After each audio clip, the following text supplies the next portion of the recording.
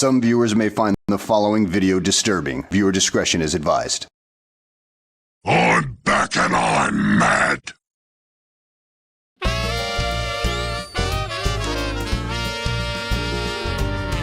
Copying is not theft. Stealing a thing leaves one less left. Copying, it makes one thing more. That's what copying's for. Copying is not theft. If I copy yours, you have it too. One for me and one for you.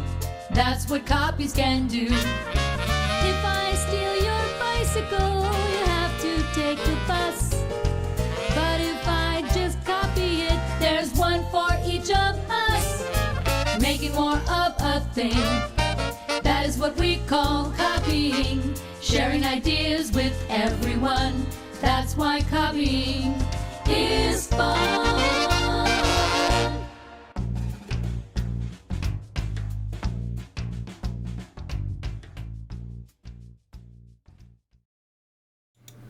Hello, people. If you're wondering what that was all about, this short snippet from The Life of Ryan last week has been copyright claimed on YouTube. Again. It wasn't even a particularly long one. It's not like you put in half a scene like you normally do. It's literally just a 3-liner and they claimed it. And I can't be bothered to dispute the copyright claim this time. I'm just giving... fuck it. And with that... That's how they win, though. Yeah. That's how the terrorists win. That and by fighting a guerrilla war against, army that isn't prepared or equipped to deal with it over 2 decades. Those are the 2 ways the terrorists win. I welcome Panzer, Spanky, Demon Sub, Crispin, Hazy Boy, and... I have watched the greatest movie ever, Crispin. What is the greatest movie ever? P.D. Wheatstraw!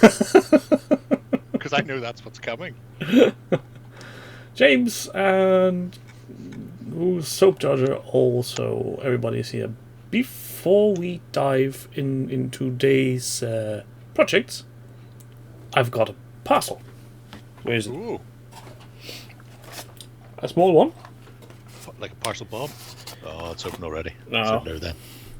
So, as some of you may have seen, I'm in the process of rebuilding my old Fantasy Orc army, which has never been built. And during the process of building, I found that I am lacking a fuck ton of proper square bases, which I now have. Wow. And while I was at it, I found myself counting 40k Gross. orcs and parts, sorting them like a madman, and found I need more bases. This time the round ones. Sorting is the best part. So, I also needed some legs, and bought me some legs. Ooh. And These are all Cromlech ones? yes, everything Cromlech. So now, there was this orc copter I had lying around, missing the rotor. And I wrote Cromlech asking if they were willing to sell me just the rotor from their copter can kit. And they said, alright, we will do that. You put another item of value X in your basket and we will make sure, use the notify area to say, please replace item X with rotor. I said, great, I'll do that. And here's what they sent. You will find it's a bit more than just a rotor. I definitely see the rotor there. Yeah, it's the You can put it on complete. magnets so it spins. It's the complete copter can. It's very decent of them. That's more than just very decent. Maybe they looked at it and went, it does require us to open a bag. And then if we open the bag, take that out, and all that shit in there has to be put to one side. And then we've got to recast just that. Fuck it. Very much possible, or it's the fact that the body of this copter can has a small imperfection. A very small one on the lower end, so there's a little bubble. Maybe it was as a grade B put aside for such occasions. Weirdly, I also have square bases. You have? Ooh, See that? shiny. Magnetic bases. Magnetic. There's the 25mm for the orcs. There'll be a news thing about this tomorrow morning once I've taken some pictures and stuff. What, was that a Kickstarter, if I recall correctly? It was a Kickstarter. They've fulfilled the Kickstarter, and I think they've opened something for people. I don't know if it's like late pledge or if it's their shop or something. Oops, dropped my chariot base. Chariot base. It's a bit weird. Well, it's not a bit weird. They've done things that are quite interesting in different ways. So, I mean, there's the 25mm squares, which I quite like, because they're 25mm squares. But they weren't the first ones I opened. Or sorry, 20mm squares. The first ones I opened were these. Which have got the recesses for tabs in them. And I'm going, that's interesting.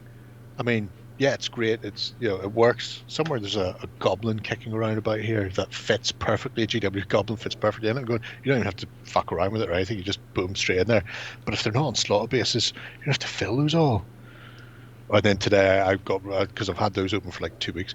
Today I finally got around to opening up the other little bags and looking at them and went, all right, oh, it's only that one. It's just like, you know, you can have it either or. And well, fair enough. Crispin is making very lewd suggestions regarding the Weekender. Also told Jerry on the Weekender is amazing. Is that due to the opposite sex? No, Justin's been kicking around for quite some time.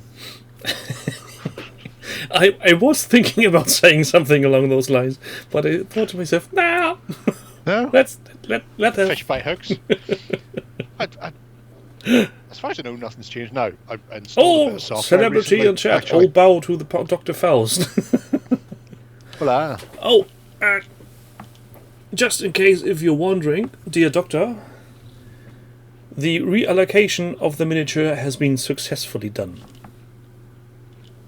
This is what you get when you subscribe to his patronage. Though, this time it's my turn to say, morning, you're on the wrong time zone, my dear Doctor.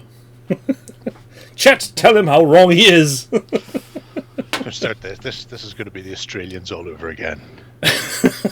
No, he's from the... From I know where he's from, but we have to deal with the Australians on a regular basis. Yeah. Especially on Discord. With their hoity-toity way. Shall we then nag other people's project? Oh yes, let's press on. First order of the day. Mr. Panzer is making t-shirts and is neglecting his duties as a game master. Which is, yeah. Work, the downfall of the drinking classes. Something along those lines. Sláinte. Wohlsein. So yeah. So he has done t-shirt designs for a very British Civil War. I don't know why he's asking for our input when he had done so much in so little time. Well, you know, people had the chance yesterday before he set the designs off. Is that the Pope? I don't think so. Looks like the Pope's a bit south of the border for a British Civil War. I imagine could be a papist faction, but it's more likely to be some sort of what do you call those things? Church of England? Bishop. I was wondering why there isn't a queen kneeling in front of some weird ambulance changing tires. I don't know, but if you scroll back up, I'm fairly certain that guy is based on Pete. This one? Yeah. Green guy? Oh yeah, very much so. Ah. Anglican League. Oh, it was so close. So close. I do like these. Well, I like the whole look of the very British Civil War stuff. These will soon be available in a variety of sizes, including XL, XXL, XXXL, because you've got to know your audience, and tea towels, I believe. So, you know, covering the whole And as we ultimate- have learned, they're not just for wearing, they are structurally important t-shirts for terrain making. Yes, if you're bunking them under a gaming mat or a cigar box, then that's all your hills in one go. I But was, no, I have to say, how much of these were these all reused stuff that you previously illustrated, and then it was just a case of combining them into these sort of, I want to say montage, but that's probably not the right word, vignettes? he's telling us to fuck off. Yeah, you know. He's saying feck off, that's different. You're allowed to say, feck's not a swear word, as I learned from all my aunts down south. Because they would never swear, but you're allowed to say feck. I was wondering, why didn't you make t-shirts just being mats? So you don't need the t-shirt to support the gaming mat, but you just lay down the t-shirt and you have a playable area. Are you suggesting an entire topographical thing Yes. on a t-shirt? And now imagine someone wearing a triple XL shirt, having mountains and hills. Are you saying we should lay down Warren on a table? Because I don't want to climb the peaks of Mount Warren. Nor do I want to descend into the valleys below. Oh, I'm not getting that picture out of No, you don't know. Well, you know. I would just like to say, just for those playing along at home, you asked for this. It's an uphill battle all the time. He's an uphill gardener? What? Outrageous. But yeah, so I suppose since you're here, Peachler, we can ask one other question. So you've sent these off. Is there a possibility they may come back for tweaking? Is there still time for people to go, you know what this needs? More colour? Cricket bats, more tartan. More tea? Tartan on everything. More T. Vicker. He looks like a Provo. Is he? Warren meets Matt on a completely new level. They may. Yeah, that's interesting. And I do like the look of them at the moment. I imagine simply because they've got the big border that they'll be going on to whatever colour t-shirt they decide. You don't have to try and...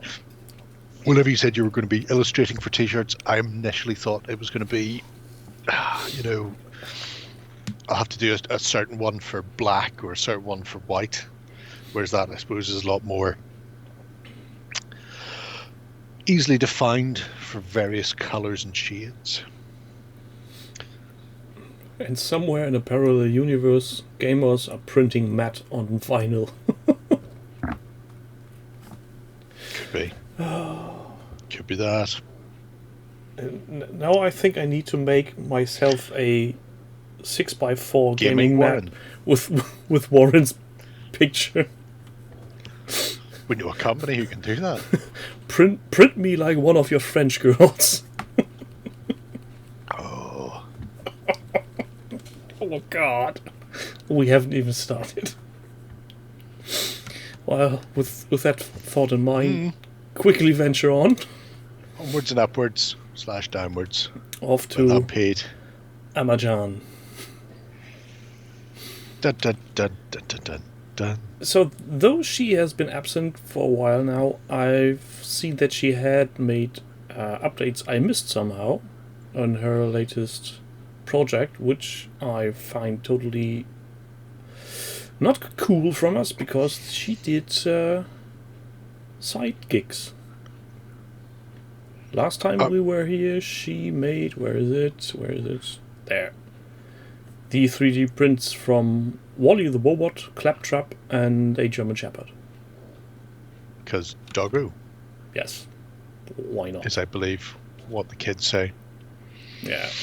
And then she made a very decent job of painting them. I like that her Wally the Wobot is has much more detail than the one I've got from the ancient Kickstarter from Judge Dredd. because on hers you can actually read his sign. That is. Oh, that's nice. I look forward to seeing it painted further up. Yeah, so he is Claptrap. For everybody who doesn't know who Claptrap is, he's a major character in a gaming series called what's his face? I can't remember. I can look it up for you. Borderlands. It's there in the text. I should just read. Borderlands. Not Borderlands. You said it, but still doesn't help me. Yeah. So it's some sort of... A looter shooter. You run around, you kill things, but you, okay. but you do it offline or with a friend, but you don't need to be online all the time. Like Space Ghost Coast to Coast. Yeah, I like that. It has a dingy feel to it. I assumed it was another, since Walter was in there, I assumed it was another Dread-like thing.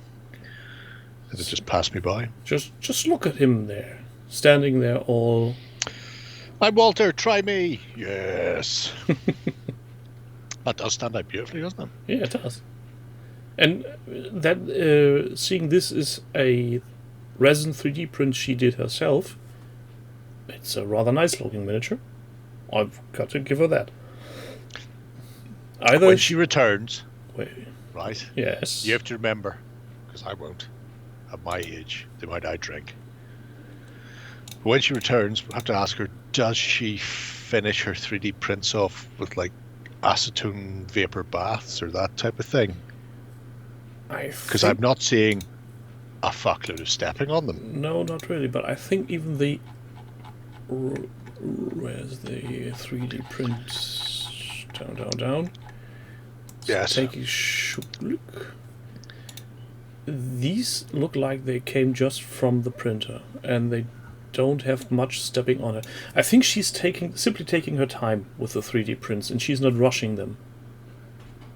And since it's a resin printer, they are always a bit smoother than your usual 3D printed via the means of filament. If we go back up, I think Filament.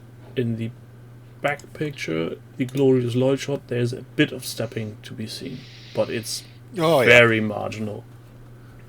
Look at that. It's like somebody's dropped a stone in a pond. The ripples. Oh, it's not Wall-E, it's the T-1000 from Terminator 2. Dun, dun, dun, dun. That'll get you a copyright strike, you know. Don't care at this point. Dog was very good at the end as well. Yeah, and her terrain, of course, looks fantastic, but I think we have had that on another project and seen and looked about. In fact, I'll go one step further. I'm fairly certain I made Ben give her a golden button for it. I'm pretty sure you did. Very well deserving, so... I was very good that way. So we are looking forward to her returning to the fold. Bam. Coming back to the weird persons that are the cult of games. But for now, we shall venture on to another project. There's War in the Holds. War in the Holds. Hello, By Martin. Grey Hunter IP. Hello, Martin. Welcome. Sure. Let's go with Grey Hunter IP. So, this is by the looks of maybe a project that is on sleep mode. Well, you say that. I found this in November when he was starting it. And then there hasn't been an update since until it got retagged for Spring Clean Challenge last week. That was the thing I was going to ask. So I'm guessing he's trying to get along, or maybe just sneak in? I'm hoping we will get to see some more, because there's some interesting shiznay in here. Right off the bat, he has the most dangerous creature in all of Warhammer Fantasy Battle. The 4th edition single-piece Goblin Spearmen. They are just vicious. So vicious. But he's also breaking out I need to Squigs, Goblins, and Fanatics at Google. Jerry, I need to interrupt for a few seconds. Hold on.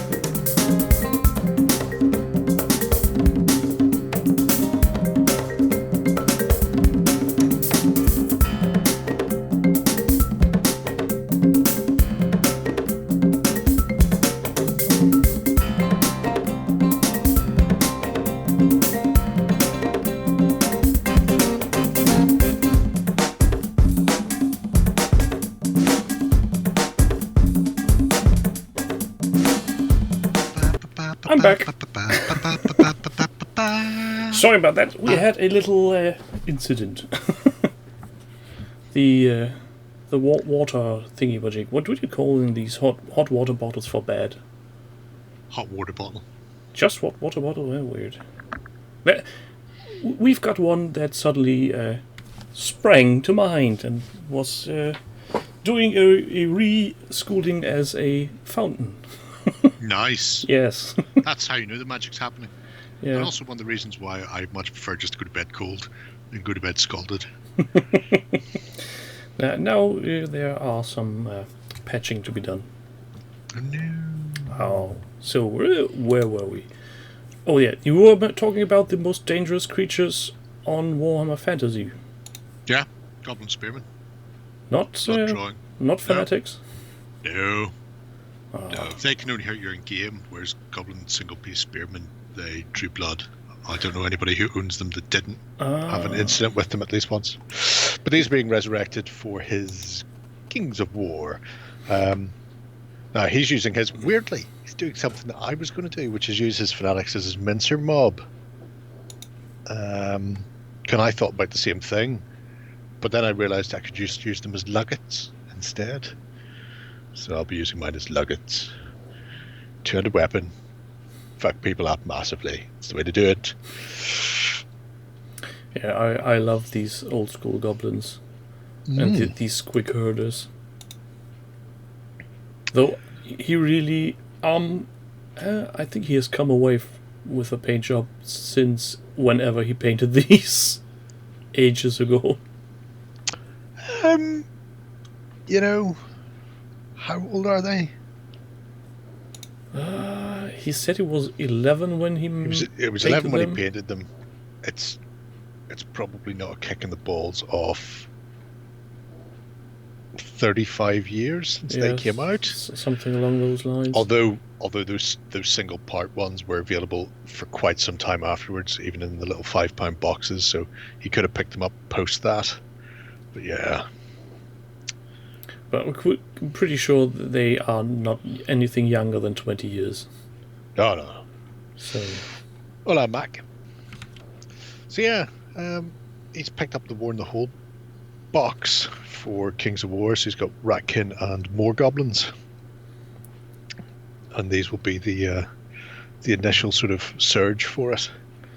Yeah, but I'm just hoping he didn't just snuck this in to be part of the Spring Clean Challenge, because we can see that your entry is old. You need to put in a little bit more effort. Well, you have to bear in mind, Spring Clean Challenge is only 3 weeks old. There's another 2.5 months. It's not like he's just going to leave it at that and hope to win. Oh. You know, because we can see that it was last updated on the 4th of November. The words are there. Now, we also know that those are wrong, because it got mine completely wrong by several years. But, you know, yeah, I imagine we'll see more. It'll be nice to see again and revisit. We will follow this one. Next up then, Zarfan. Or Zarpan? They've got to be much older than 20 years, because they took them off sale. I'm going to say 22, 23 years ago. Could be. Yeah, 23 years ago. So they can't be any younger than 23, and potentially closer to 40. Best not think of it. Hmm. So, Suffer Not Alone to Live, a Sprinkling Challenge project for 40k. Not much happened since November 4th, again, last year. Everybody was very keen on November 4th. Yeah. I'm not sure what happened then. Maybe the project system was working very good, and everybody got a chance Which project systems just reset everybody to the 4th of November. Quickly open one of my projects I've not touched in a while. Let's see. Yeah, and he's painting Deathwatch. Look, if Simon was here, he'd be able to go, I've got that model, but a big version of it, because it's Artemis but the little small version of Artemis. I quite like how he's doing that, by the way. That's, see, for people who don't have airbrushes, a white prime followed by a null oil is a very good substitute for a zenith. To emphasize the recesses before putting pigment. Especially if you're not sure what way you're going to be painting it, because it picks up the details and shows you what you should be throwing paint at. Yeah, that's. I think this is a thing most beginner painters need really to experience for themselves. Is the more detail there is on the model, the easier it gets to paint to a certain degree if you make out where the details actually are. So priming and then washing, or priming in one color and doing a very much contrasting color for a zenithal highlight or any highlight at all will show places where paint will be very much visible. Priming in black, oh, it's not good. Certainly not if you're a beginner. Unless you're painting Lord Vader. Even then, if you're going to prime in black, once you've primed, and it only works if you're not using a matte black, it needs to be satin or gloss, take a photo with a flash on, and then at least you'll be able to see what you're looking at. Yeah, I'm curious how this will go along. He said he got some of his Death Watch off Fleabay, primed him black, and he's not sure what to do with them. Well, I tell you what to do with them. Get your bucket of Dettol, strip them the fuck off. Although if the primer isn't too thick on it, I wouldn't care about removing well, if that. it's not too thick and he's got a white spray, he could just zenith them all right off the bat. Booyah! Just spray down and walk on with hope in your heart. Yeah, this is a rather short one. The next one is a larger one we have visited before. The Billion Suns by the Days. I know him. I have seen him somewhere in chat, you sneaky little git. And has done some very interesting photography of his fighters for Billion Suns. I was wondering, are those simply because you chose a black background, or is this some kind of UV reacting paint? Very true, James. Very true.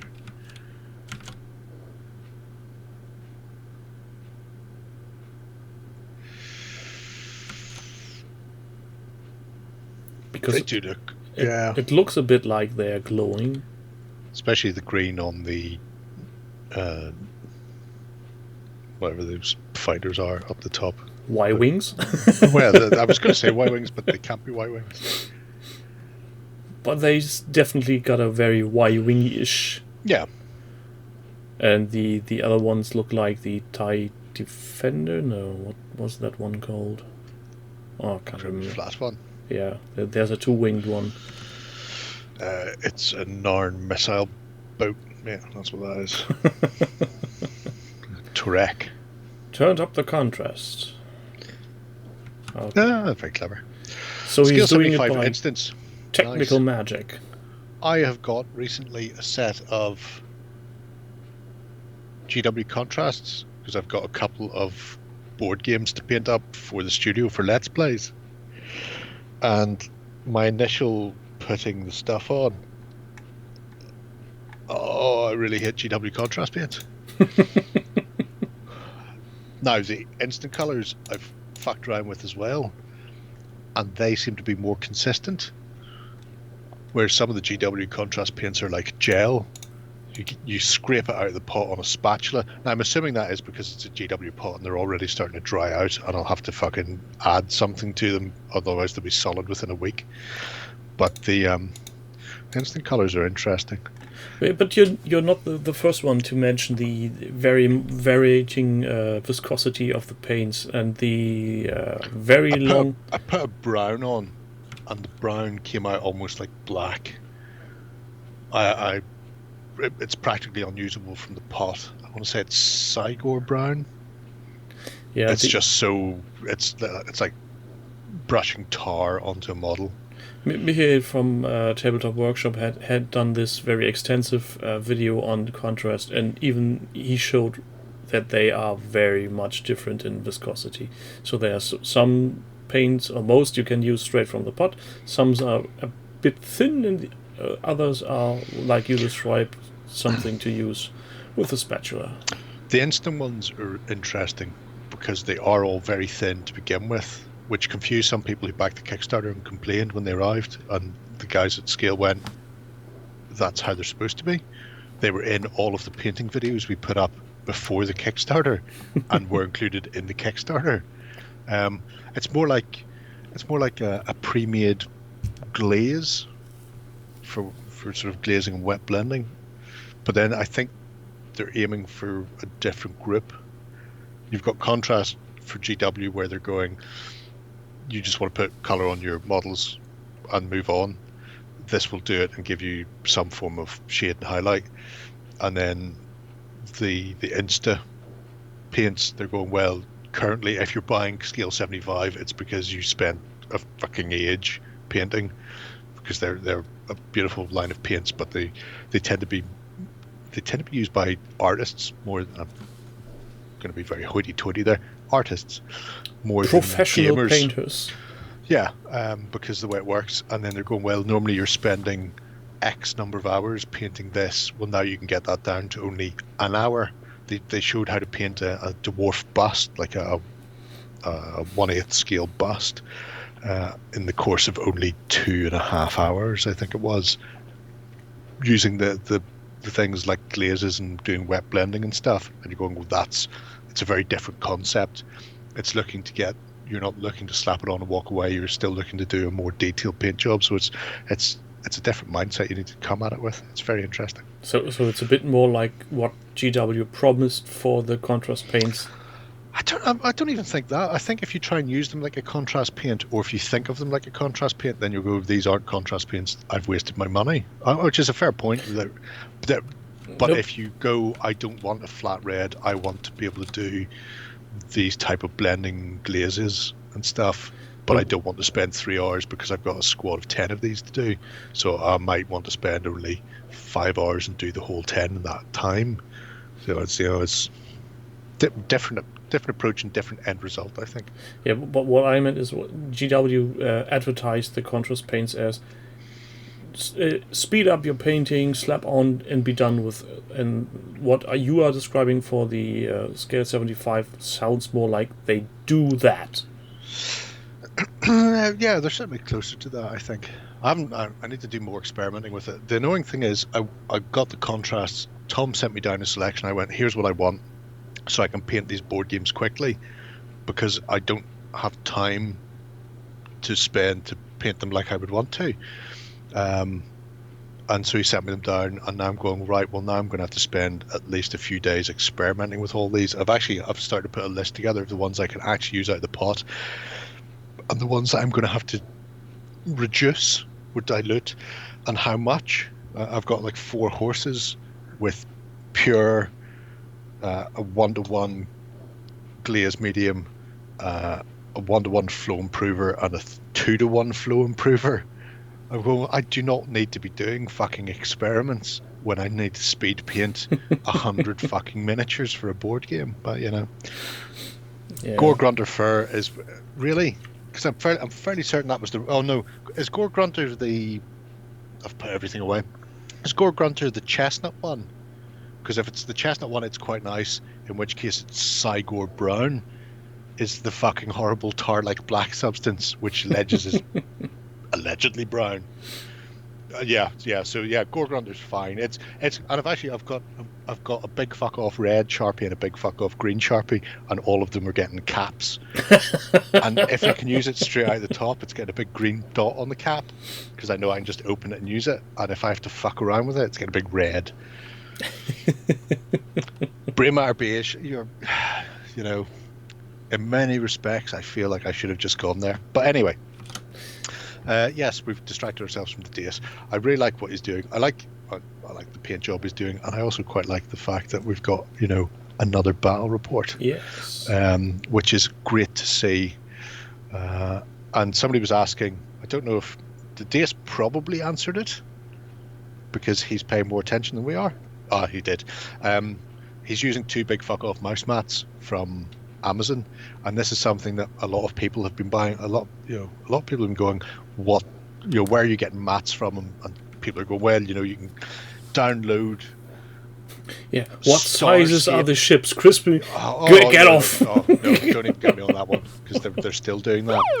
But somebody was going, you can download these pictures from NASA and the European Space Agency of high resolution things, and then take them to a printer, and they'll print them on vinyl, and blah blah blah. And then somebody else came in and went, "Yeah, Amazon have got these space mouse mats. You can get like 4 of them for like 20 quid." And they're like 2 foot by 1 foot. Well, fuck, those are ideal. And the best thing is, if you've got a large electronics store around your corner, it's very possible they've got some of those just lying around, waiting to be picked up, or maybe something like a Staples. Well, I mean, it's good. It's good for many reasons. One, because you play across multiple mats, so having multiple mats is a good thing. Or you can just, if you've already got a mat for X-Wing or something like that, you can just break out some tape. Or Bricky's chalk, chalk line. Mm-hmm. Bricky's used where they pull it out and then you pull it tight and then spank it. Yeah. And you get a line. That, because then afterwards you can just wipe it off your mat if you're using one of the X-Wing vinyl-y ones that Gale Force did. If you're using a neoprene one, that mark's going to be in there forever, so wouldn't suggest that. Use masking tape in that case. Yeah, break out the masking tape for those. So the next one then is... Before we disappear off... Well, you can disappear off. Okay. I have one last question. How are you finding the fishing float stems for actually putting your ships on? Because I'd looked up acrylic rods and stuff like that from various manufacturers at one point before I went for the Plastrac stuff, and what they charge for acrylic rods in about a 1 to 2 mil size is fucking obscene. I mean, Dick Turpin wore a mask. No, that's what I'm saying. Don't use it for the Gale Force 9 X-Wing mats were vinyl. They weren't neoprene originally. Can I post a link to that? What I use for the rods? I will. I'll tell you what, because the next update from my own project is all about building all of my bases. So I will put in all of my links and stuff for those. But I'm curious as to how the DS is finding the rods. Anyway, I'll give him a chance to type. The next project then is something that strikes close to home for me currently. Sprinkling old hammer. So these look like very old hammer. It's a variety of very old to very fucking recent hammer. Yeah, but I'm guessing the metal models aren't that recent. Some of them are. Well, whenever I say recent is up to the point where I give up on them. When I give up on GW, Styley. So we have a lot of riding wizards. Where you're starting at the top and working down, you mad bastard. Oh no, you're not. That's okay. Thank God for that. Whew. Yeah. So we start left to right. We've got Rutger from the Perilous Quest campaign pack, I want to say. Relabeled as Empire Hero several years later. Then we have Reichsguard, Kurt von Hellborg, Dick that he is. Then we've got the Ice Queen of Kislev. Then we have that's one of the new Empire Battle Wizards that came in towards the end, around 7th edition. It's the Amber one, because they came as a twin pack mounted in foot. Then beside him we have Bright Wizard, I think, Amnestus, Grey, and then an original Amber Wizard who looks very different from his friend who's falling off the horse. Which is nice to see, although 4 of them, unfortunately, have had a terrible accident and have ended up on some sort of ellipses. Yeah, I'm guessing that could be remedied. And should be. So fiberglass is interesting. I'll tell you why fiberglass is interesting. There used to be a thing you could do with fiberglass mesh, like mosquito net type mesh, or the covering you put over windows, but no fucker seems to do the same stuff these days. But yeah, he is delving back into the mist of time. I own half of these. Only half? No, I'm surprised. I stripped some of these recently. In fact, I'll go one step further. Stripping them off and starting again from scratch. The most annoying thing about watching this, as Horace worked his way through it, was going, I had that, where is that gone? There's a big fuck off chunk of my collection that seemed to go away at a point when I was very, very drunk and in Belfast. So that's the most disappointing thing. I had the Empire Steam Tank that we're going to see shortly, and now all I have for the Empire Steam Tank is the Commander. I was going to say a wheel. No, just the Commander. Don't have any part of the body at all. There's the 2,000 point Empire box set, standard bearer. There's the Griffin standard. There's some Stellan archers as well, crossbowmen. Cheers the dace. And then look, new people in plastic. The Griffin standard is very modern. The guy behind him is less so. Sadly, the picture from the Steam Tank is a very small one. He's in Australia, isn't he? So I imagine that's because it's very, very far away. Oh. They get charged more for their pixels. That's why GW have to overcharge them for digital items as well as non-digital items. But look at that. I mean, he said himself, this is going to be a quick and... I'm not going to say quick and nasty, but quick and easy project. He's not spending a lot of time. Most of these things have sat 30 or 40 years unbuilt and unpainted, and now he just wants to get the army done and on the table. So I feel him. 250 for 30 is fucking amazing when I consider acrylic rod was something like 250 for 1, maybe. Although it was 5 centimeters longer, there were 25 centimeter acrylic rods. But you know, that's by Grabthar Hammer, what a savings. He's even got Kurt von Hellborg painted. I hope he's got Marius Leitdorf, the best electric card. I didn't see him in the lineup. But I'm not What is it with Games Workshop making Empire sound like Prussia? Because that's what they were based on. One would think they could be more creative. But then again... Who's got time for that? Oh, he's painted them in Altdorf colours. Oh, horrible. Sorry. That's, I think, a nice project. Yeah, I'm looking forward to seeing where it goes. I actually have a classic Marius that I'm almost tempted to post to him if he doesn't have one, because I've got the newer version, which doesn't have the whimsical charm of the old version. But I would be happy to sacrifice my old version just to see it painted finally. So when you step before your maker, you can say, my miniatures are painted. Not by me, but they're painted. I have a friend in Estonia who said that a long time ago. He sent me some stuff, including like some painted Anglo-Saxons, and up there used to be a set of Infinity Shavasti. I don't think they are anymore. I think I've moved them somewhere and I'm not sure where. Oh no, they're right at the very fucking top now. And he sent me those as well, going, there you go, Dad. You can have those, they're being painted. I go, oh, thanks very much, son. I should send you stuff. And I sent him stuff. And then every now and again I would get something in return painted. I'm like, eventually you're going to start sending me my own stuff back. And then, yeah, it'll be worth it though. God bless you, Sven. I'm going to mute myself for chat for a moment because bloody allergy.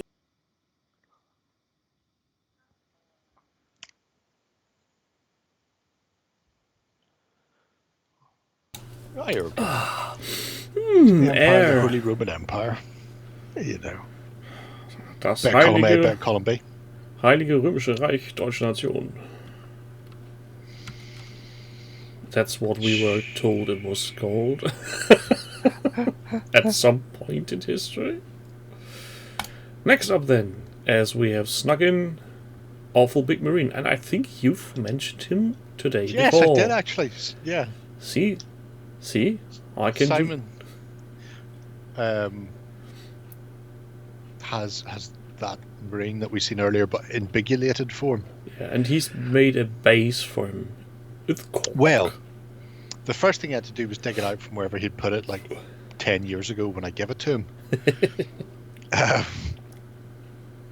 And he did that. Well done, him. And then went, yeah, it looks a bit gash. That needs to be fixed. So, gone back and started to build up the base, and no skulls on it yet. Bit of shame. Yeah, but you said it. Yet. Yep. But yeah, this would be interesting to see. So this was one of the Inquisitor SPAC Marines, which I remember at the time whenever he started it going, I'm pretty sure I have one sitting down here, and then I couldn't find it. And then I went looking for it and discovered I had two. Bearing in mind, I gave him one as a prize off my old YouTube channel. I was quite impressed to find I had two. Clearly I had plans. Maybe do a conversion? Yes, well, it's funny you say that because that one in there has got... Oh, I've started doing conversion, so he's got like a new? mutton chop and stuff on him. Hang on. I was turning him into a space wolf apparently, because he's got the beginnings of a ponytail and a big tash and a mutton chop sideburns. Because, you know... And the other one's still completely intact.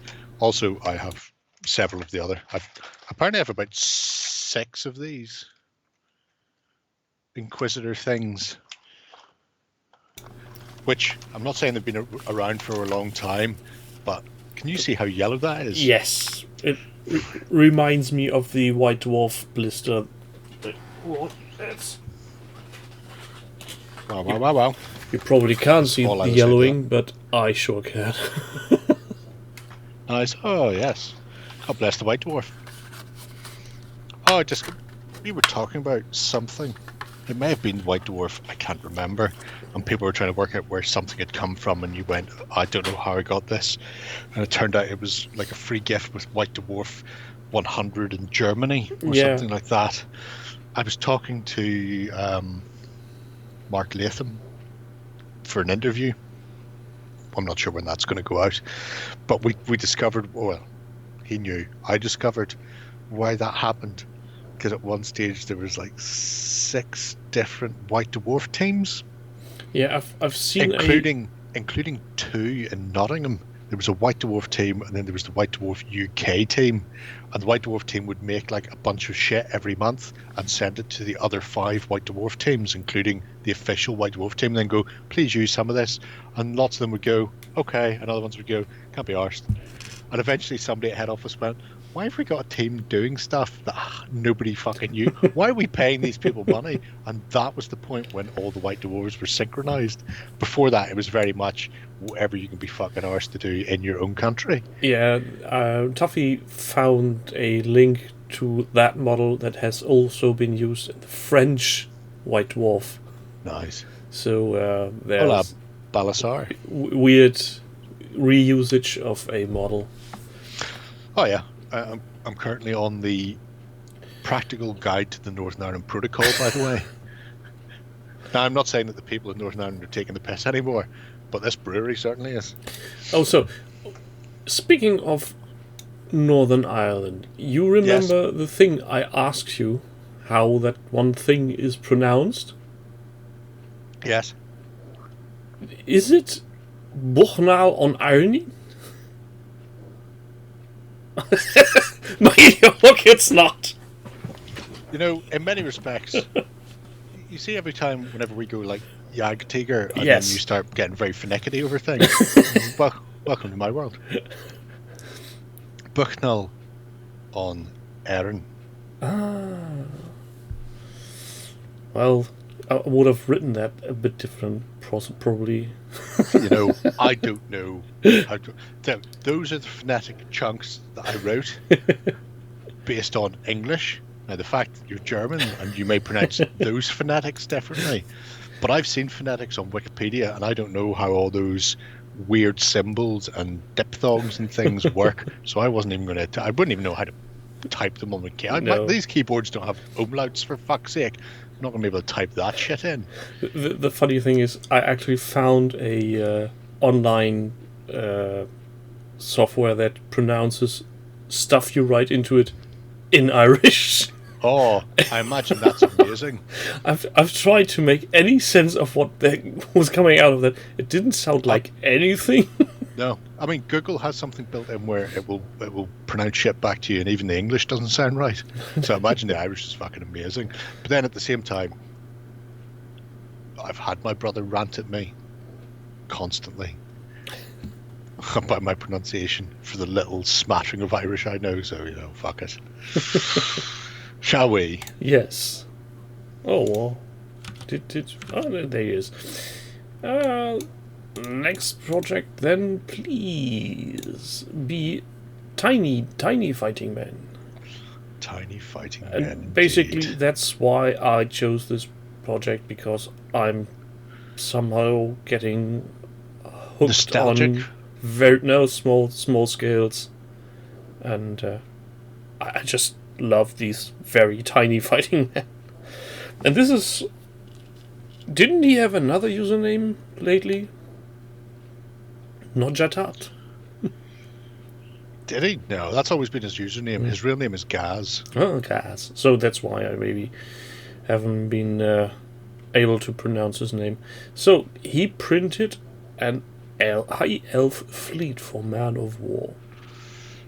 And I'm going out on a limb here and say probably these miniatures are more crisp and more detailed than the originals were. Yes. Your originals for Man of War came in two flavours. The plastics, which were not very detailed at all, and the metals, which were quite detailed but were sculpted in the 90s, early 90s, and therefore didn't have a huge amount of detail to begin with. Cameron was quite nice. This one is one of my favorite chip designs, because who the fuck would have thought of using towers as masts? The elves. The loony ones. Well, to be fair, all of Man of War was like that. Everything had a castle on the back. Yeah, and then he found these on... Needs more cow horns. Don't fear the Reaper. Weirdly, they look very similar to some of the sketches of sort of Catamarangi-like things that the elves are going to get for Armada as well, actually. I was the about to say elf Flames of War. Yeah. Yeah, I love these, and I'm hoping he will do a little bit more than just the elves. It would be a shame if not. I think he's doing it for his friend, isn't he? Him and his friend are playing, so you may just see what Gaz is painting. Although if he is printing them all out, you might see both. Plan on playing with everything available. Dwarves against high elves. Yes, that could be an interesting one. Are my Man of War rules here? I'm just curious as to what the elf ships have. Panzer is trying to my Man of to get kicked out of the show. No, it's fine. Don't worry about that. It's an Irish sort of toaster blessing. It's not offensive. You say that now. It's not offensive unless you're Randox. Is that it? Doing the old PCR tests and shit for COVID, who told employees in the Gaeltacht up in Donegal, they sent a memo out going, please only speak English. The Gaeltacht is an Irish-speaking area of Ireland. Yeah. Going, have you considered fucking right off to wherever you came from? Randox. You Cats. may not want to do that. That reminds me of that one YouTube video I saw where a woman was harassing a colored person Yes. for speak English, and then another guy came up and said he's speaking perfect Scottish. Fuck off. Which I just love. It's similar to when people here tell people to speak proper German, so Hochdeutsch, the language of the government, and to people who are living in Saxony and Lower Saxony and speaking Plattdeutsch. It's the same as French, because it is more or less Parisian, and before then there were a lot of various We have a lot of dialects. dialects within it. Yeah. Yeah. If you take somebody from Bavaria and put him somewhere around these areas, and he's speaking his dialect, trying to communicate with the natives from here, they won't understand each other. If I go 20 kilometers down the road to just outside Ballymena and talk to a farmer, I can barely understand them. So somehow it's always the farmers that are somehow talking in their own language. It's mostly because they're so inbred. But yeah. Farmers are bred. Next project, please, before we get ourselves in trouble again. Soap Dodger. I don't think we'd get ourselves in trouble with that. Maybe I was not. gutted to find out that cut the bit out whenever I suggested that the 4 leaders from the Indie of the Week should either be extracted or executed, and then that bit was just cut short immediately. I was gutted when I found that out. Holly asked, what happened that had to be cut? I was like, what? I have no idea why it was cut. The answer is extract, execute, and then run Kim Jong-il on a treadmill until the fat fuck dies as well. And for some reason, Lloyd thought that shouldn't go out on the Weekender, on the YouTubes. Funny you say something about Kim Jong-il. I was actually contemplating to use another video I found on the internet, which was the ode to the party from the North Korean Assembly of People from 2021. Nice. But that went on for about 8 minutes, someone going in Korean full opera. No, that's too long. I imagine it was all amazing. Oh, it was glorious as the leader is. That too. Subtouch has done something different. He has. And this is a bit weird. He's explaining how to use a camera. Now, I assumed everybody was like me. The minute they picked up a camera, the very first shot was crisp, 100% done, dusted, move on.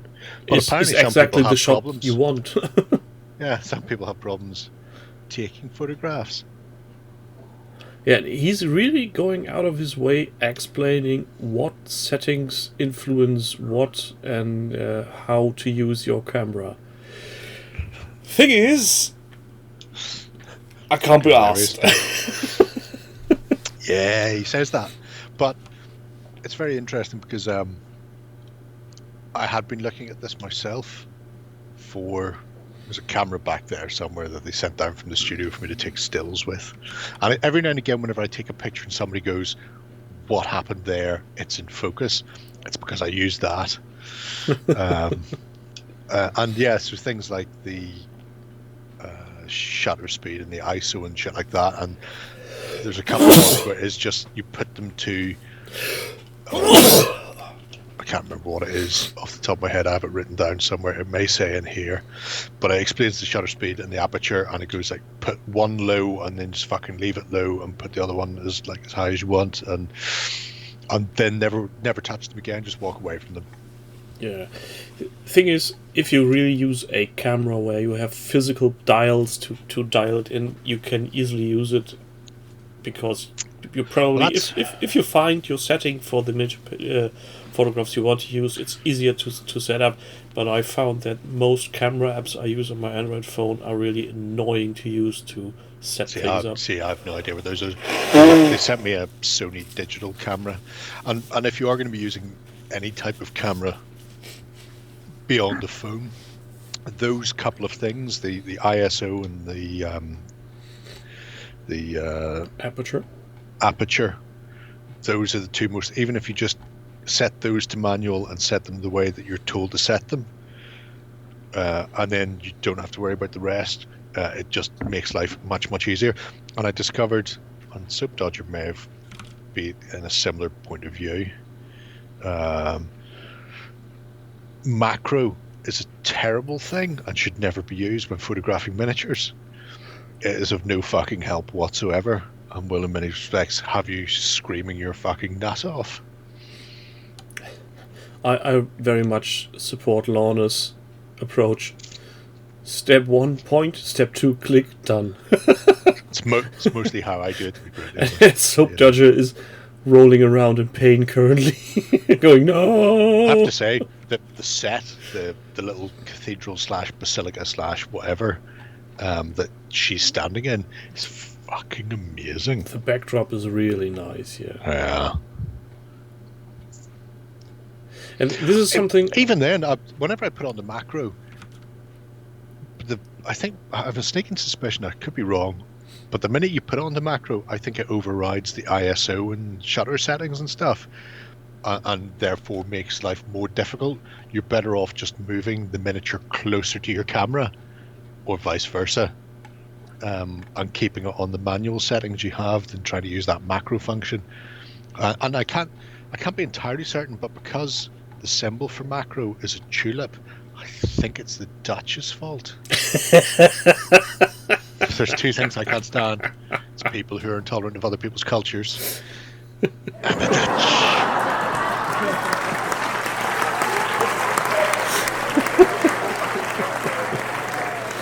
Yeah, I'm pretty sure all the Dutch in the audience will agree. I don't know if Limburger's here. I know he was floating around earlier, but he's not been mouthing off. So yeah, can't but be entirely maybe certain, because is it? I wasn't acknowledging his tries to get on my nerves by mentioning things like Hasbro. Fair enough then. I noticed you've got the AK Rust set. I have that as well. Now, I opened it up recently, and I've noticed it's set like fucking clay again. It's very annoying, the AK stuff, for its inability to remain paint. You have need to keep taking the lid off and mashing it back in with the thinner again. I think I've just got a idea for a perfect gift for the occasional painter: a self-stirring paint rack. Well, what I was thinking was like that goes off every 2 days. Yeah, you just like turn it. Yeah, that would be fine. Every day at the AK middle of the ones night it goes. Yeah, but the AK ones are particularly bad. I mean, the Vallejo ones, they sit there quietly, knowing they're not going to get picked up from month to month, and there's never any issues. The AK separate out and then require me to reconstitute them, and then anything that's being by GW, by the time I open it again, is solid. It has to be thrown straight in the bin. Why would anyone even bother buying Golu paints at this point? I have no idea. The only reason... Actually, I do know. I know exactly why. Because I was thinking about this today, and it's because they have a cult-like following, like Apple. And even though it's substandard in every way and more expensive, people just go, yeah, but must have new thing from them. And while we're on the subject of bashing Games Workshop, let me throw in the words Cursed City. I was going to say, yeah. What is this?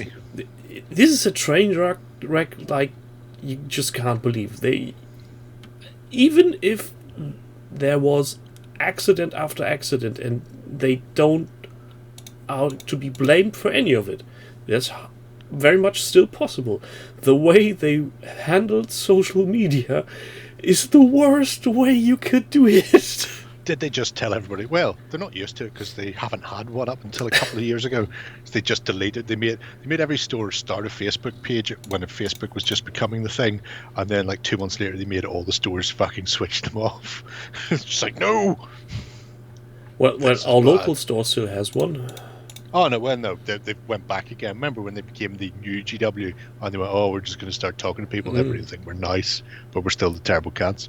My favorite thing I heard was, do you remember they released something 40k-ish a while? Now I can't remember whether it was a game or a thing for 40k, but they had like a photoshopped image on the website for the pre-orders, and then when it actually came to be released, it was none of that shit was in it.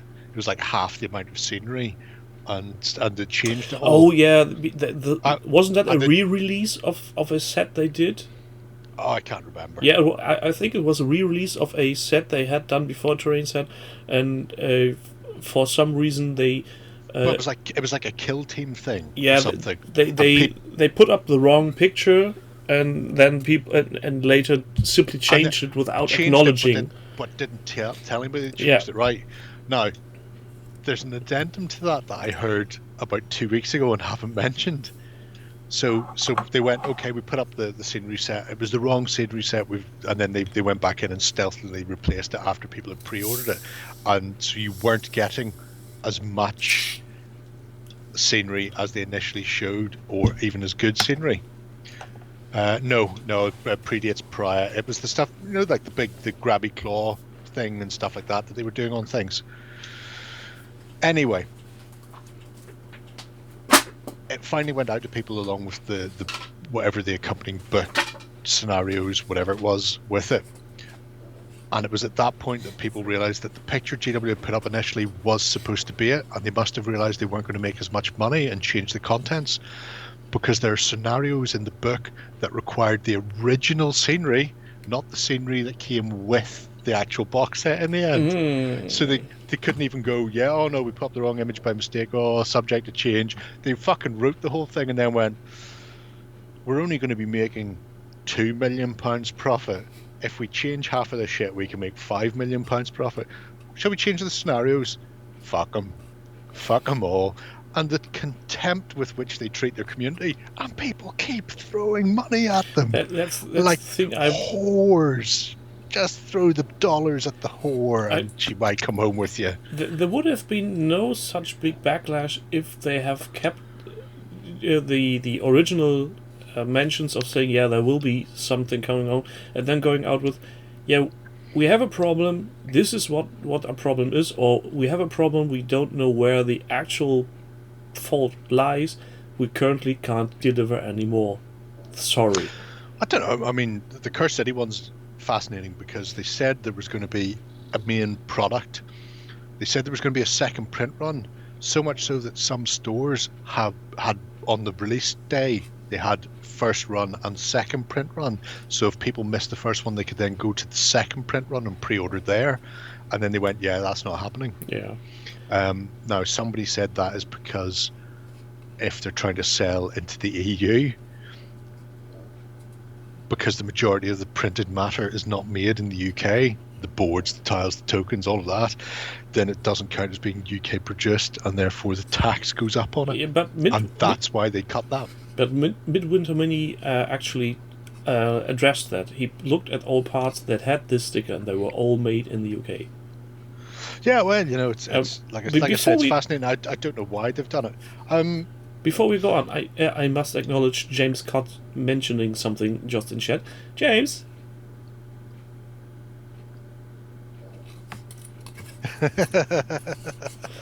That's for him mentioning Hasbro and some epic stuff, you wanker. Yeah, Balasar, I mean, doing it with the sisters is annoying, except it was two comparable figures. When they did it with that scenery box set kill team thing, you got less than the image, so you weren't even going, well, there was like 4 walls and 2 crane type things, so you end up getting less, so that it wasn't even a 1-for-1 swap. And then the books and scenarios required you to have the stuff that they didn't give you in the box. the stuff that they'd removed. So it was like a double gut punch. It's just very peculiar. They just seem to have, well, I was going to say they seem to have issues at the moment. I don't think they do, because I think they know they'll get away with it, so they don't really care. Yeah, what struck me a bit weird was when Midwinter Minis unboxed his Cursed City, I saw that there was actually the name on the tin was Games Workshop, represented by Games Workshop in Düsseldorf. So how the fuck is that to be explained?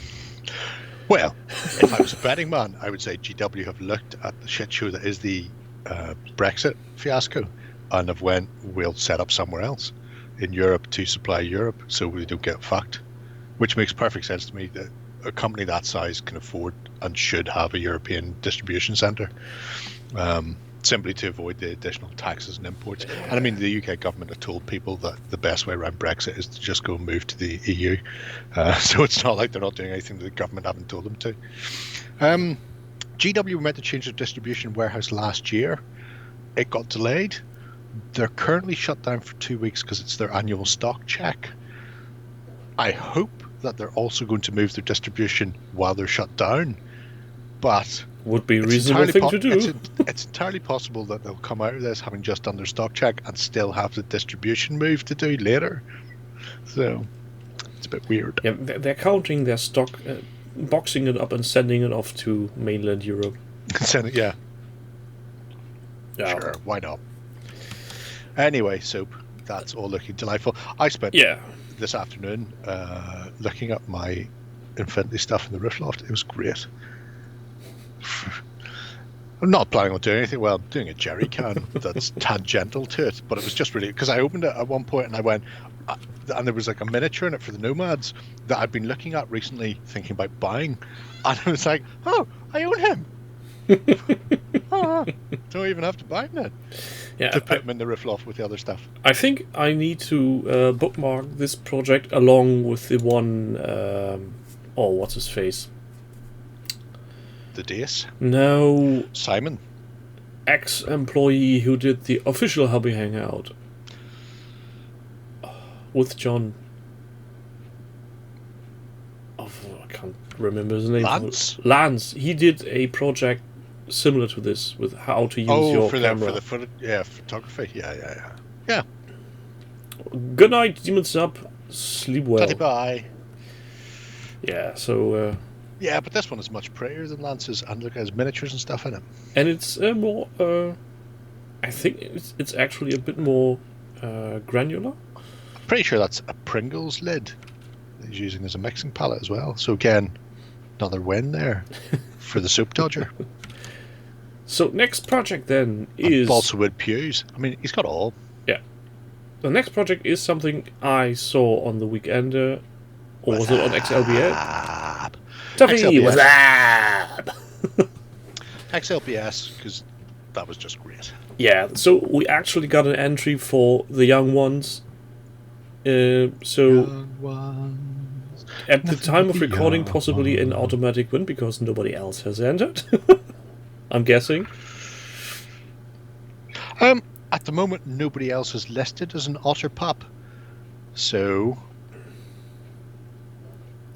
could be. He obviously has much fun painting stuff. Yeah, I said it at the time. Compared to what I first slapped on colour, it's not the worst I've ever seen. Did he write what kind of paints he's using? Because I'm guessing if he's using something like contrast paints. No, they're not contrast. Contrast would be good. No, the RGW ones, because he used what's that Tau one? XF FM 102 99 to 103 Atlantic. It's got a stupid name. It's all numbers and digits. XV88. There we go. See it? Right. Yeah. So they're GW, but they are standard GW paints, not contrasting paints. Also, they're going over black, so you have to be. But I think, and this is the one we've seen the original one on the XLBS where he's slapping the paint on, and I quite liked how it turned out. He went back, got another painting session in. Quick 10 to 15 minute sit downs with the kids, which is probably about right. Yeah, the maximum of attention span. Yeah, bit of talking about how and why brackets. He won't remember. Went for the second little wolf, started again, and he points out that it got the same treatment. The second wolf looks the same as the first in that some places the dexterity is not there, so some places got more brown than others, but because he chose to do dogs first, it looks like fur because you've got light patches, dark patches, black showing through. So you've got these different tones almost building up, layering on it, and they're going to go and do a brown wash to tie it together afterwards, and then he wants to do a white wolf next.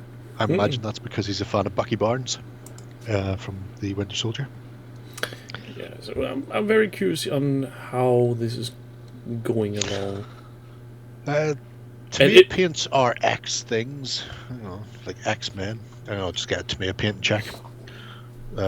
X, no, they're just X. Shading by accident, yeah. Yeah, exactly. There are no mistakes. Happy little accidents. I don't mean it's a great way to do it. Yeah, and if he's having fun, the kid's having fun. I remember doing this with my daughter when she was around that age, and you can't keep them concentrating on such things for longer than 10-15 minutes. After that is, I want to do something else. Which is totally fine, because they get some paint on the Mini, you put it aside, you come back the next day, some more paint on it, and they are really proud of things they've accomplished, even if they look a bit weird. I mean, this is because, as far as I remember, I want to say his name's Danny. No, guy's blog is Danny, so I've no idea what this kid's called. I'm going to call the kid Ted, because I used to call everybody Ted because I'm terrible with names. So Ted got to pick the colours as well, and Ted has gone for brown so far, and now he's going to go for a white wolf. So the fact he's letting Ted have choices is good as well, because it engages and makes it his sort of paint job. And then when they're finished, they can play the game with the stuff that Ted has painted. And that will make the game so much better for him. Yeah. Which is, as anybody who has ever played for the first time and managed this game with a finished army, or even semi-finished. Finished armies, huh? One can dream. Even I can't. I get woken up before I get to the point where they're finished. Next up is then a boat we have seen before, but Henry Light is doing a harbor of sorts. So I don't know when he's finished this steamer. Steamer he finished last year, I think possibly for. I want to say it was for the Spring Clean Challenge. It was for something. Yeah, that was the one with about Tintin and during Fred the on board. 2020 Spring Clean Challenge, I converted.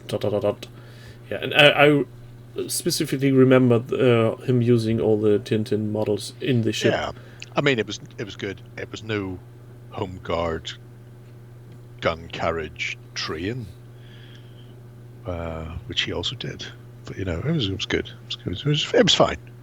Yeah, and now he's making a interesting project by getting things on the table even more. Yeah, I mean, it makes sense. You've got a train that can tow a big gun back and forward. You've got a boat. Obviously, what you need is a harbour so you can marry the two up. Perfect sense. Yeah, so and he's got stuff from a South African studio. Blick. And there's the train in the background, and some Yeah, but service that project. gun carriage. Yeah, a delightful mix of stuff, including a little tram as well. So you can do that bit from Bullet, where you try and cross the street before the tram comes down. And he's currently contemplating on the thought if he should use a cobbled road with lowered tracks, or tracks standing bright and shiny. You know, the boat is not. The boat is a Sarissa boat. There is, in fact, if you click on his name in the top left there, Crispin, you can go and have a look at his projects he's done. And he did additional detailing, so he removed some parts that were just, you know, wood. He added things like I built a whole fucking structure and soldered brass together to do a U-boat frame around an AA gun, and he just went and bought like 1-inch square chicken mesh from his local hardware store, and then just cut a row of it and went, "There's the railings." I was like, "Fucking railings from mesh, of course. Why did I not?" The fucking hassle I had at fucking soldering those things. Anyway, I remember you ranting about this the first time. it's a great project to see how he did the steamer, to see the bits he added and things he changed, and some of it is bought pieces, and other parts are just, you know, scratch built or tailored. So that was last year. So it'll be fascinating to see where he goes, because he normally takes stuff from Sarissa, which is solid. It's not like the expensive foreground stuff where you've got all the colors and layers. It's just, here is your basic solid stuff at a reasonable price. And then he goes, okay, now I'm just going to turn that dial up to 11 by adding this, this, and this. The train he did, the Home Guard train for the alternative history of the invasion of England by the Germans, was very good as well, because he got like a foam core box. He had the photographs of the actual gun carriage that was towed around. He found bits from like I think bolt action guns and lead foil and other bits and pieces to recreate it, and going through like adding rivets and bits and pieces to it. So Henry does some fantastic scratch building stuff. And with this decision, I think I'll go with James on this. I think the cobble road grooves are looking better, and they would fit a harbor theme more, because a harbor usually is built so that there are no obstructions of it needs to be moving stuff. accessible to everyone, be they on car, on train, tram, or just with a trolley that they're attempting to pull from one place to another. So I think the sunken roads definitely one to upvote. I was going to say to drop in there and give them your two halfpennies worth. Let's see, where is the comment section on this one? It's anywhere where it says no comments. You just click on that, and it will go into it, and then you can type in a comment. No need to thank me. Thank you.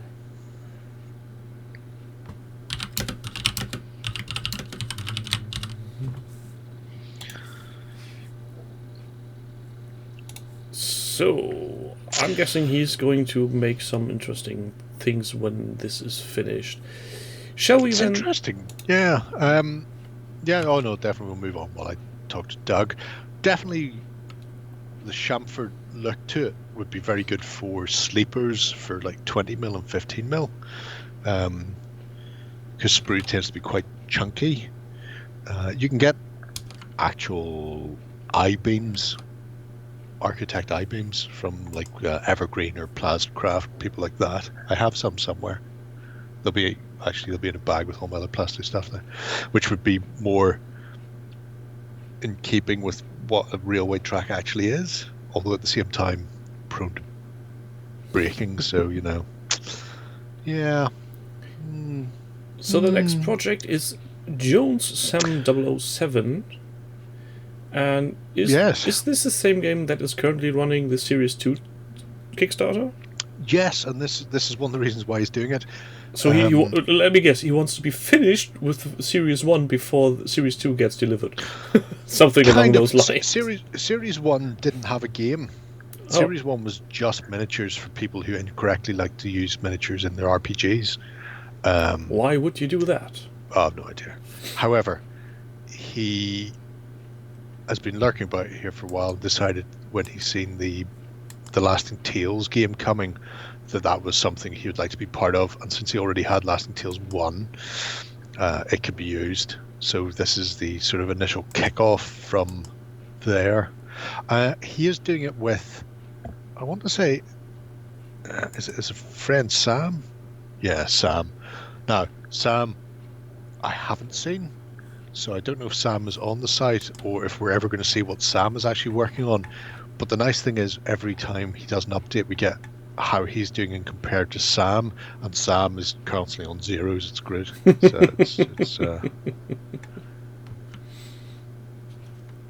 So he's done various bits and bobs.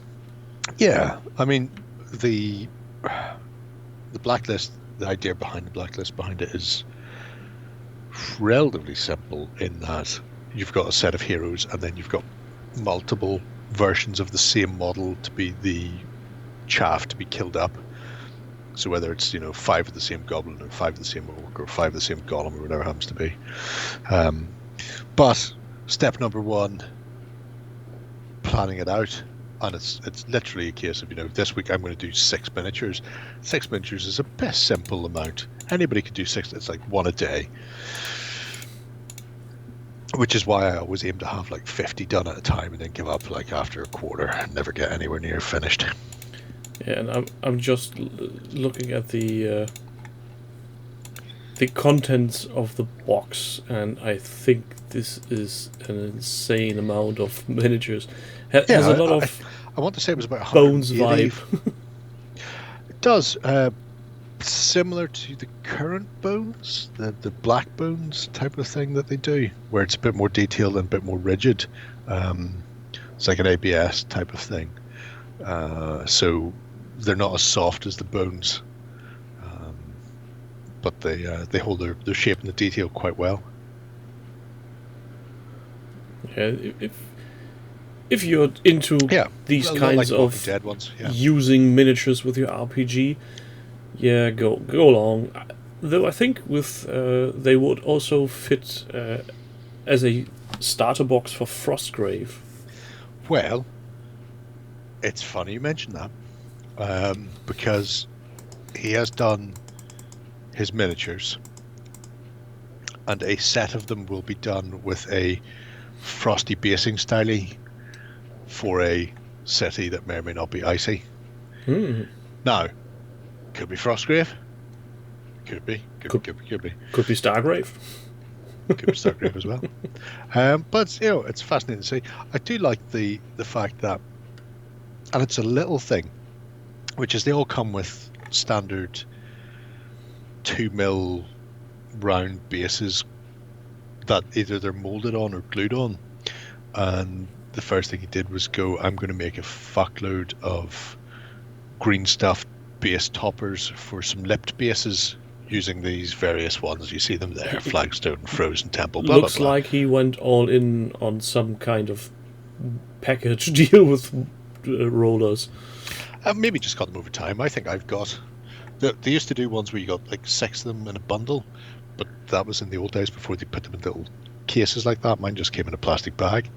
But yeah, so it's not just that he's taken the very simple models. He's gone, okay, I'm going to do these bases. I'm going to put them into a lip base and then, paint them, cut them off their bases, bung them on the new ones. And just that simple thing from taking, if you look at the golems in particular, taking the golems off their base where you've got essentially their foot disappears into the solid base, and then just going, well, that very first one, the first picture, and then just going, I'm going to put this onto a textured base on a lip or round shoulder, round base, and then it just changes up how it looks. There you go. You can look at him, any of them really, and it just changes it. It doesn't look so much like a board game piece. It looks like a actual sort of wargaming miniature that has a bit more time behind it, if that makes sense. Yeah, especially. I mean, if they were square, they'd be fucking amazing.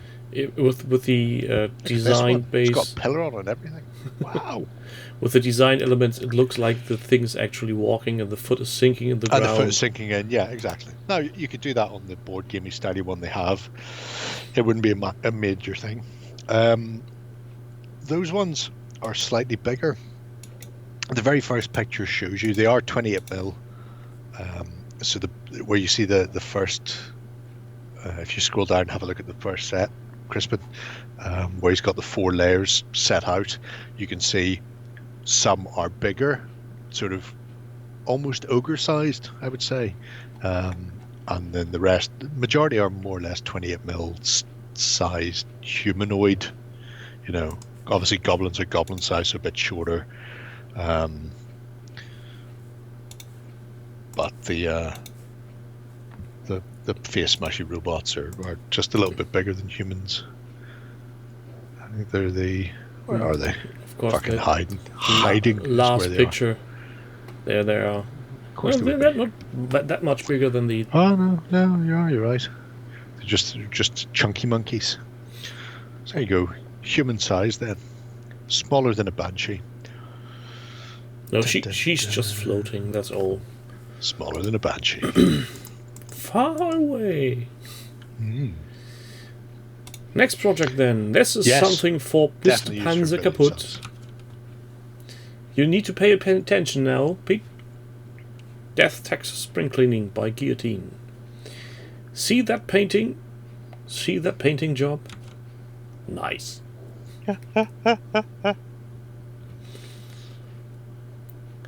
I really like this freehand style cross thingamajig, whatever you call it, on the curtain. Horse curtains. Well, you know, if you're going to paint a cross, paint a cross. You don't need to make it overly complicated. He's not quite a battle poop, but he's not far off it. Bring on the whores, as the man would say. Bring on the whores. And is that freehand or is that a transfer? I think that's free-handed. I want to say it's a transfer because there are transfers available, because I had a conversation with somebody where they didn't understand that you're supposed to put those transfers over a white or grey base and put it over a red base because it's a red flag, and completely lost the keys and the sword. So I think they are. I think they're Citadel 6 makes those transfers in particular. No, I could be wrong. He may just have free-handed those himself rather than go to the expense and trouble of fucking around with transfers.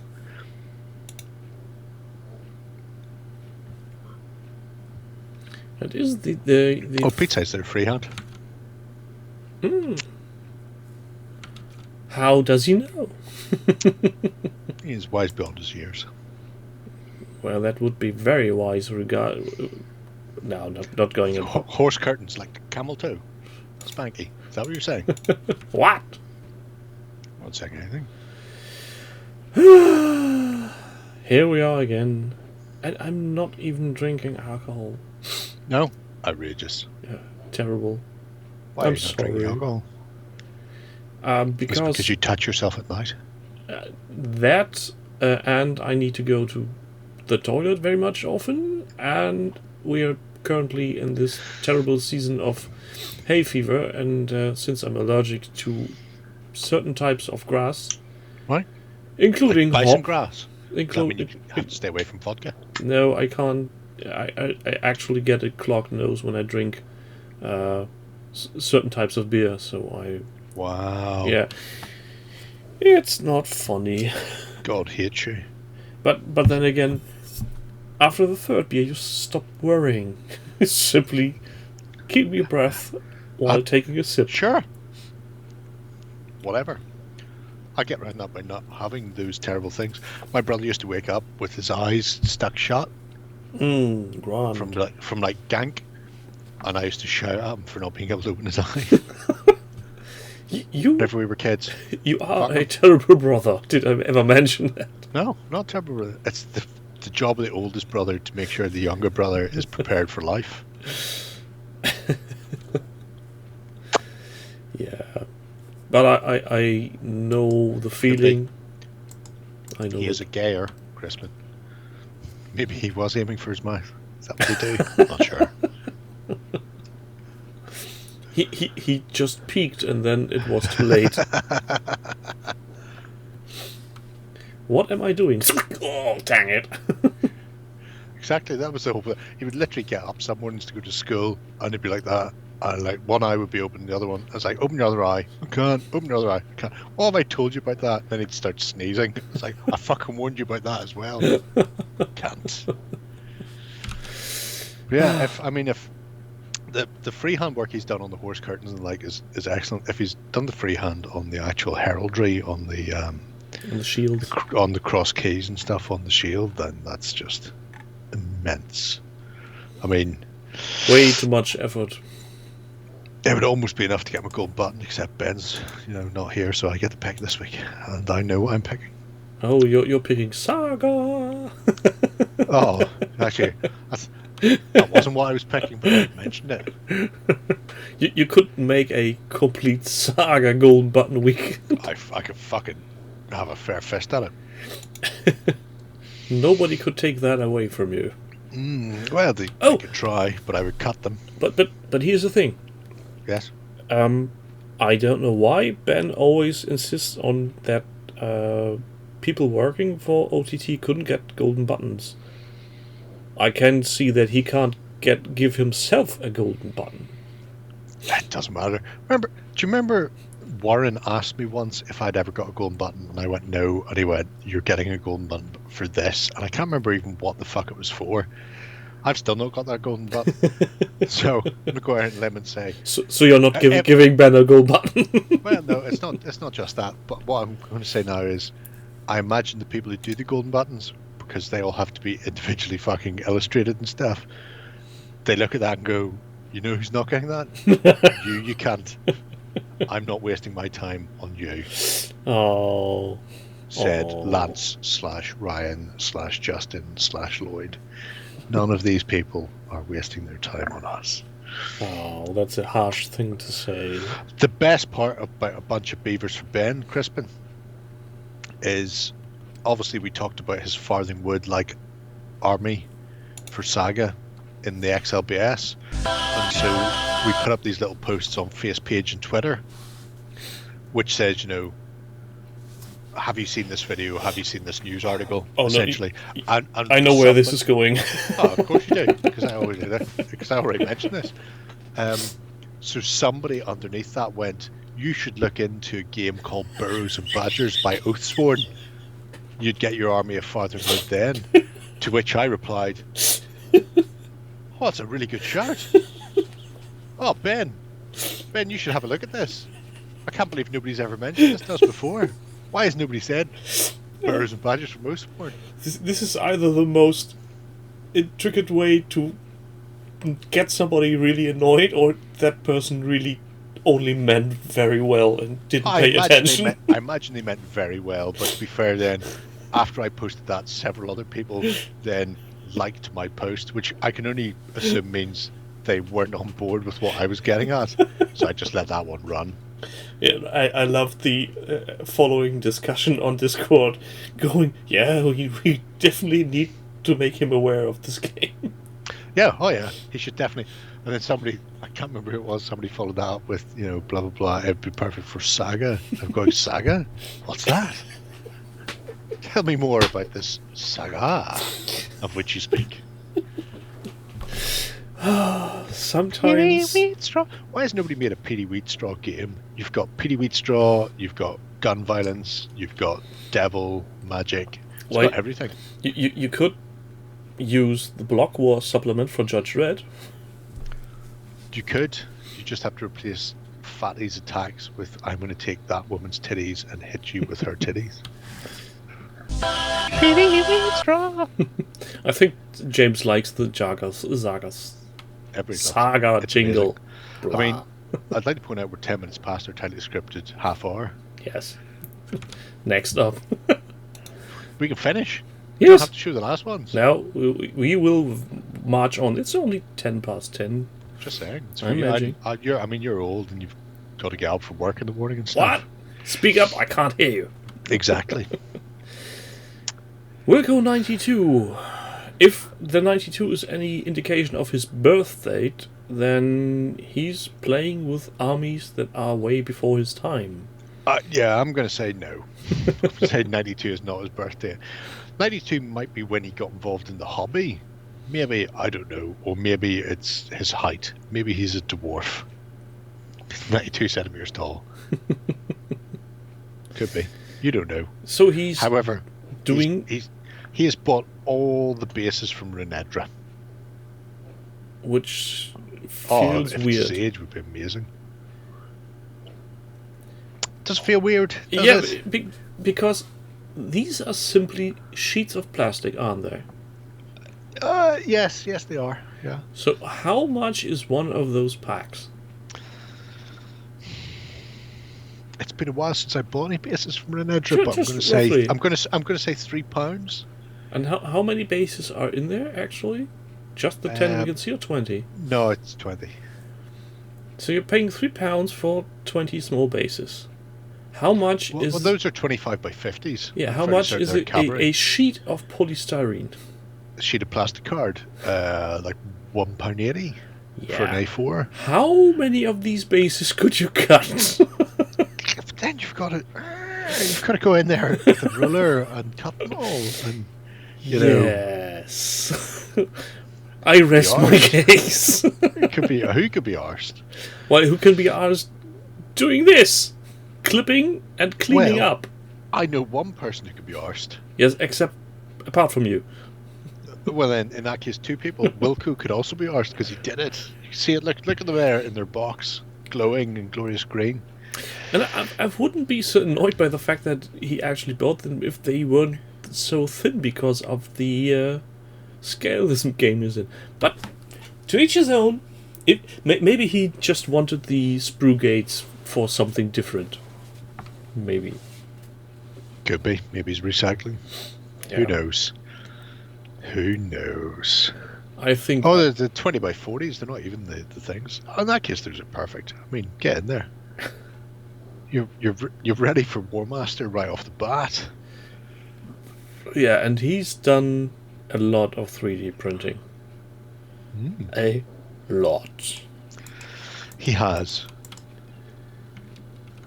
Now, I don't know if you're looking at the picture. No, you're not. You're looking at boxes of stuff. If you look at the picture where they're all writhing on the desk and the green lights bathing them, and all I can think of is people going, renew, renew, renew, renew. It's just, amazing. Now, chat.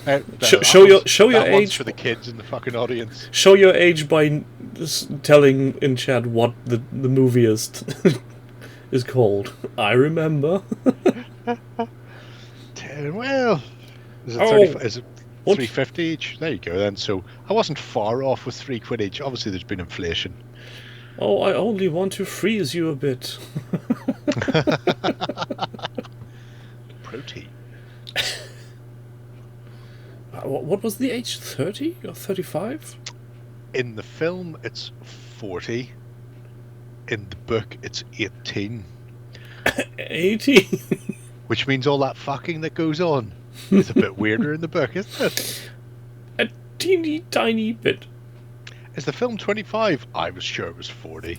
Or is it just because they look like they're all 40? Is that why it's stuck in my head with Jenny Agatha? No, I think the old guy in the capital. Peter Ustinov. He's 45 or something. He's not 40. Peter Ustinov was fucking probably about 80 by the time I was filmed. Yeah, but his character wasn't. Give up being Poirot. That was a weird movie. It's an amazing film. It is. An amazing film. More people should watch it before. They tried to make a remake of it, and thankfully it fell through. Because it doesn't need a remake. This is one of the movies everybody should have seen. There's Logan's Run, there's Soylent Green. 1984. Oh yeah, with 1984. Richard Burton. Oh, I know why 40's in my head.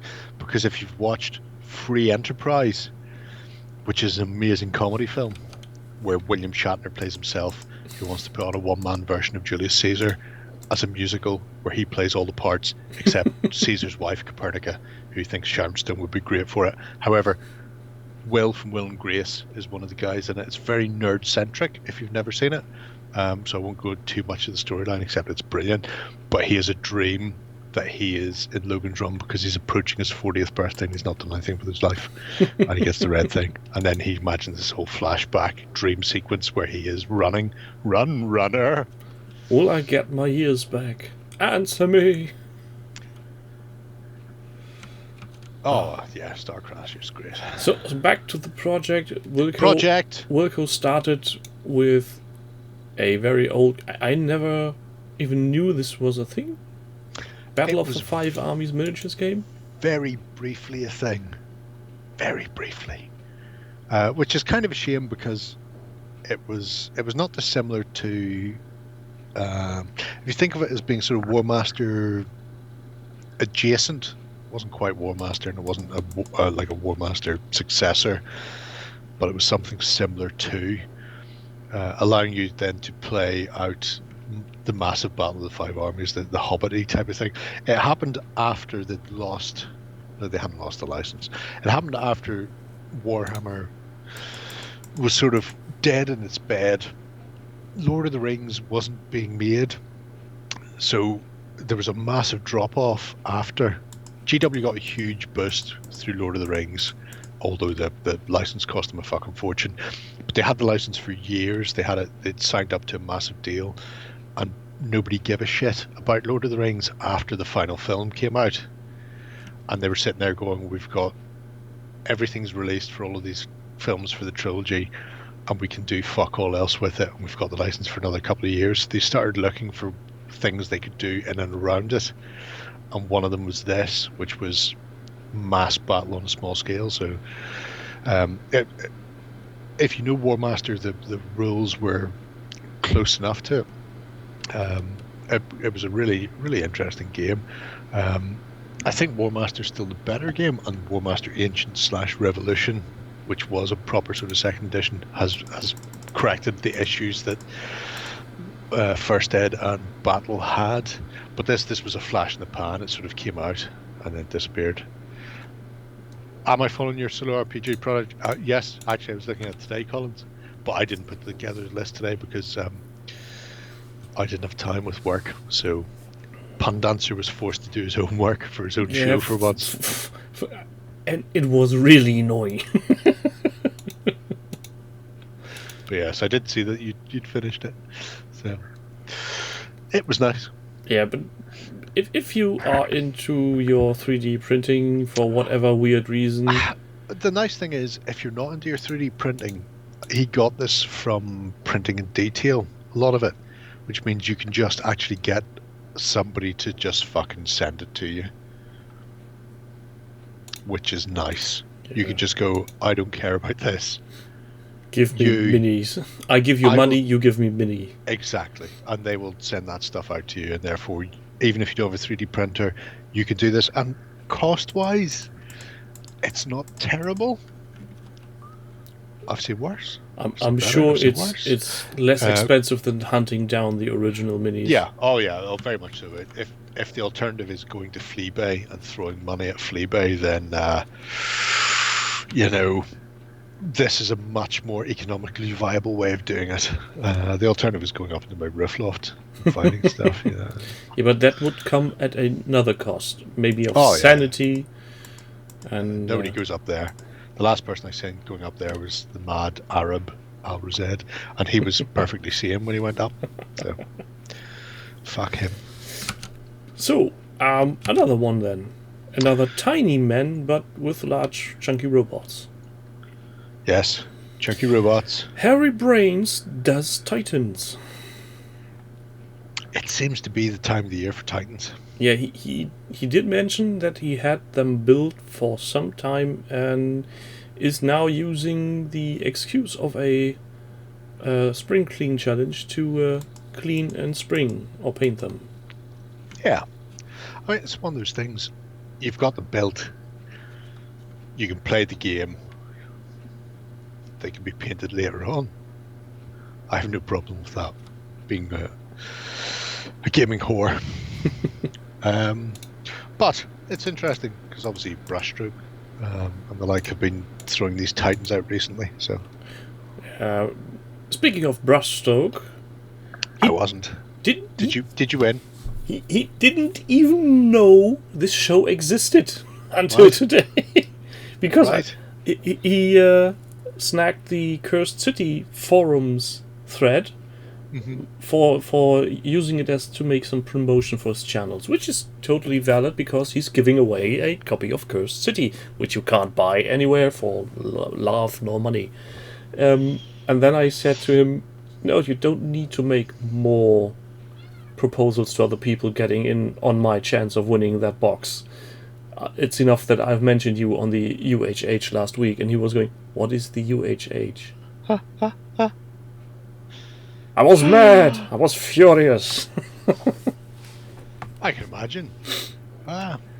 You riled up beyond belief. I know I'm bad at social media, but I'm not that bad.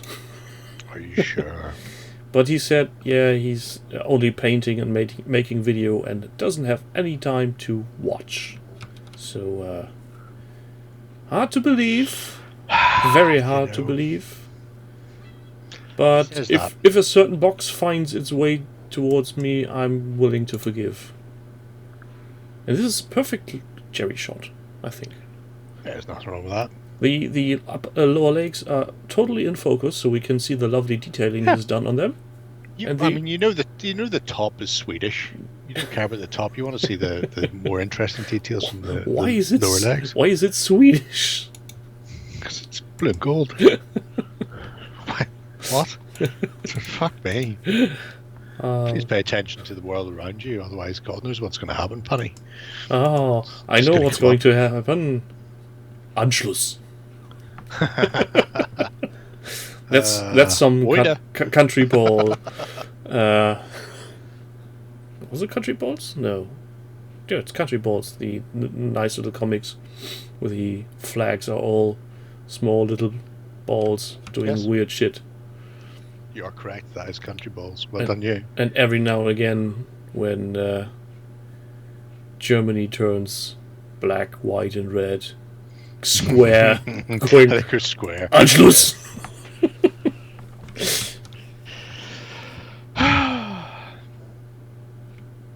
I thought he said he'd build them, but these don't look finished. Yeah, maybe he's magnetized the arms for posability. Magnetizing arms? You didn't think of that? What kind of witchcraft is that? Who would do such a thing? He's painted his stuff in cyan and crimson, like I did with my stuff I was painting in oils before I fucked them up with the next layer. Shame they're all on the Dettol now. Does Dettol work on oils? I don't know. I'll let you know when I take them out. They've been in Dettol for 2 weeks. So I went, fuck you. Tune back in next year when Jerry gets out his miniatures from the Dettol. I took enamel out of Dettol recently and it took it off in one go. With the exception of this one. I did like 50 miniatures and they're all perfect. And then there's this one and it never managed to get it all off. There's still a bit of skin tone on them. And she's been dunked a couple of times now. Although I do also think that there's lead rot going on there, which may be what's holding the paint onto it. So, but look, squeaky. See how she's not shiny and metal? She's dull and flesh-coloured. Yeah, she's staying there now, fucker. Spanky Taz wants the guys behind Scan the World get access to your loft. Well, yeah, I don't know what that means. Is that like Hack the Planet? No, it's a project where they do 3D scans from bigger things, but that would only show the upper layer of your hoard. And not the goody things that are way down below. Need a 10 kilogram lead crate cargan. That'd be amazing. You know what's up my loft? Which I should take down and do something with now that I've got an airbrush. I say I've got an airbrush now. I've had an airbrush for about fucking 10 years. But I use it now. GW made a set of fiberglass Space Marine helmets for some, not all, some of the stores for them to paint up and display. I have one. They never sent one to Ireland. Fuck Belfast and Dublin, they screamed in Nottingham. But a guy on my manager's course with me from GW Liverpool gave me one that they'd had sitting out back doing fuck all. So I have one of GW's own Space Marine helmets in fiberglass upstairs. Does John know about this? John does, because I mentioned to him when he told me he was building a Space Marine helmet to sell to somebody. I'm going, I've got one.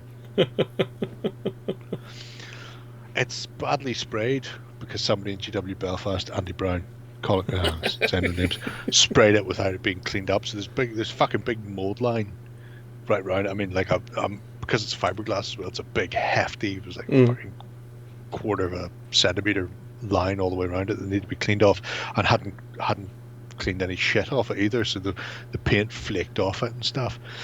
So for like 10 years I had it upside down in my house in Belfast, where I used it like a giant ashtray, so it's just full of fucking burn marks on the inside where I smoked like a train at that stage.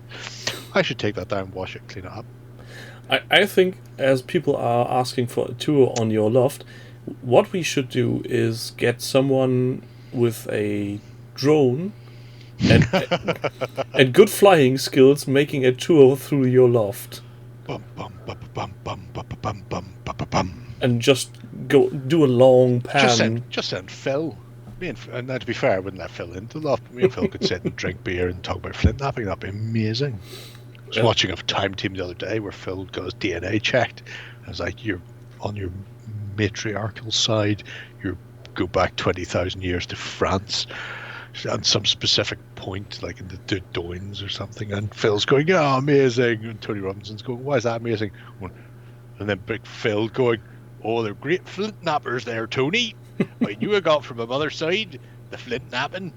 It's going, "You're amazing, Phil. You're fucking amazing."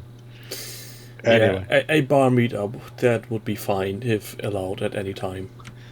Oh, wouldn't that be great? Yeah, especially for the bar. Next project then is Ugleb doing Ruby. So I've seen this when he started the project, and I've called him a madman. And you are going to see why I called him a madman. This is why.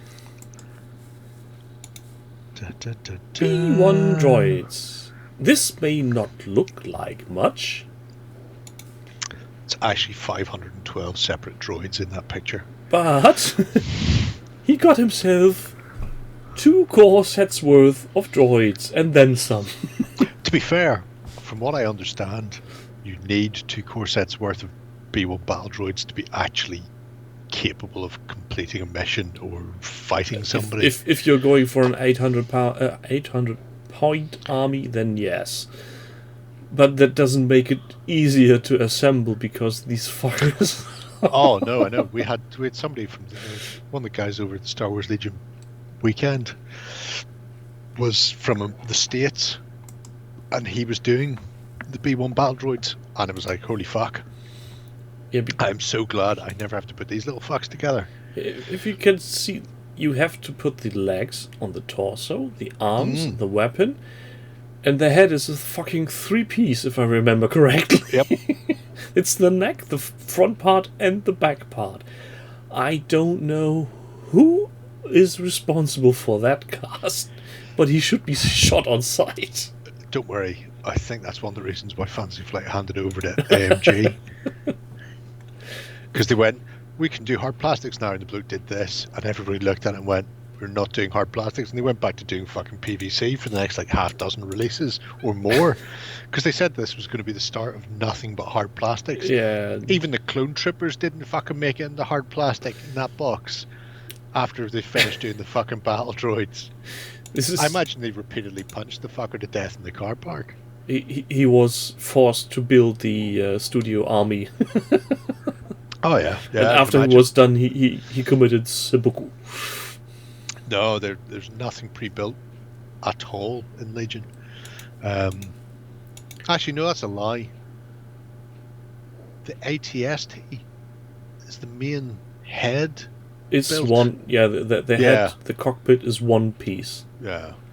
Though but the rest of it is separate. You still need to attach the base, the pivot point, Legs. and the legs. Torso, yeah. Waist, hips, styly, whatever you want to call it.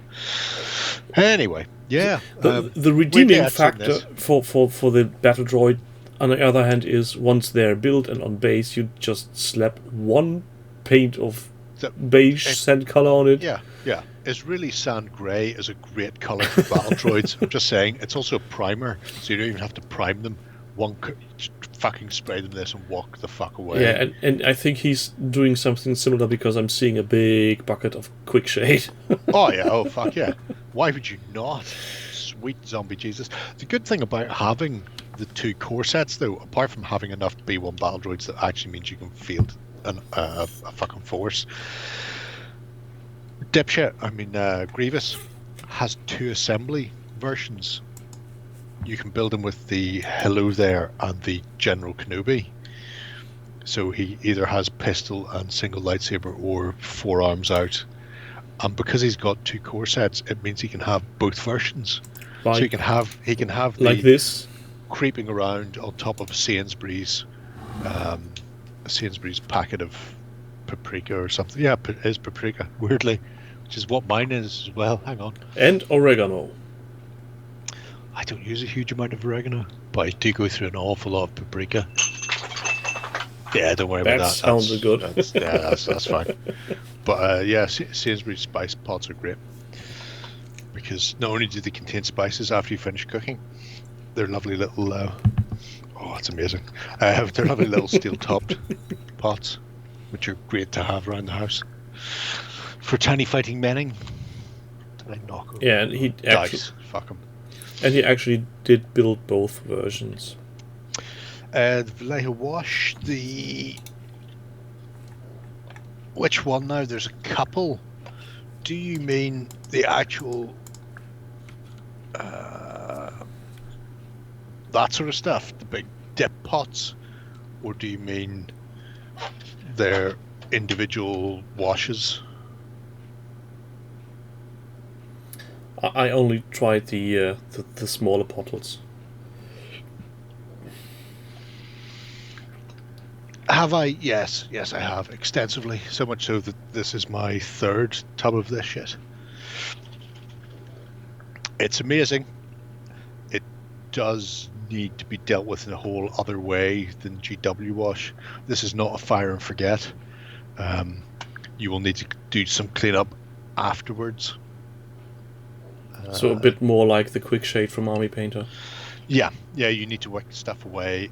But because it's acrylic, there's 2 ways of doing it. You can use water to blend it while it's drying, or you can use airbrush cleaner from Vallejo. Is very good for it as well. So, Balazar, have a good night. Thanks for being there. And I need to go up to 5 too, but that's not here nor there, because we still have 2 more to go. Well, we don't have 2 more to go. You've picked 2 more, and because you took so long. I got distracted by exploding hot water bottles. Hobby Floor Spring varnish is Challenge, great. Basic brush, and he's doing halflings. Is. It's a short one. It seems to be this year's the year of the halfling. I've said it a couple of times in the past couple of weeks. TT Combat are apparently redoing their halflings.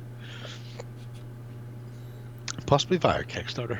Are these the official Games Workshop? No. No. I would have... those? Who fucking knows? No, they look 3D printed. Who knows? It's entirely possible they're from Westphalia. Somebody would have to check from their 3D printing thing. We are not going into Westphalia, please. I've avoided them so long. Anyway. Warlords of Erewhon. Yeah, Warlords is an interesting little rule set. Halfling, Sheriff, and Card. And you can do some interesting stuff. So TT Combat ran a Kickstarter 2 years ago. and then Warlord were selling the remnants of that as part of the Warlords of Erwan range. So much so that TT Combat don't have any fucking halflings on their own website. I mean, they're there, but they're all out of stock, which may be why they're currently running a Kickstarter again for halflings. It's very bizarre. I'm very confused as to what the fuck is actually going on at TT Combat. But, you know. As long as they themselves know what's going on. I don't think they do, to be brutally honest. However, so yeah, using a mix of TT and Wargames Atlantic. And Games Workshop, it seems. And some GW Middle-earth stuff, yeah. He's putting together a Warlords of Erwan list, so they are not quite Saga-like lists, but not a million miles away. Similar. We're playing with sort of 80, 90 figures in Warlords. It's going to be something. So he got 80, 90, 95... Yeah, he's got options in there, is what I'm going to say. 100, 125, 155... deep stuff. What's this? 60... Oh man, there was a little chest beeping away saying claim my bonus, and when I clicked on it, it went error claiming my bonus. Oh, 170 fuck miniatures, if I've not counted wrong. Oh, I don't know what I've pressed now. How do I make all of that go away? There you go, from the Westphalia patron. So this is a one-entry project, but I think this has the potential to be interesting if he actually does something. Oh, very much so. I mean, it's only been 6 days, so assuming, unlike us nutbags, that he only posts once a week or so, you know, we should see an update maybe tomorrow. You're saying people have a life outside of the hobby?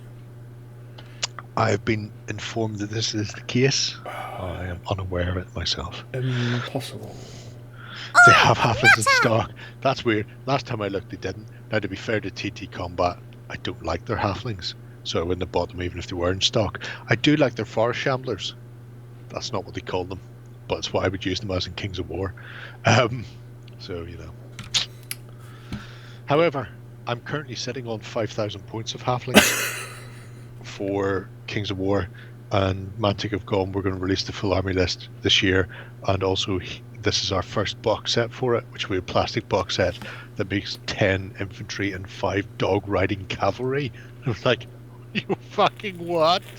Sign me the fuck up, Rob, you mad bastard. Yes. Last project of the day.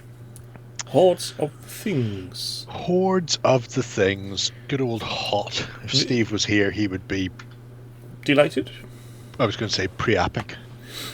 So this also made it into the list because it's not the usual 28 mil. You are correct, it is not. The Hordes of the Things is a very old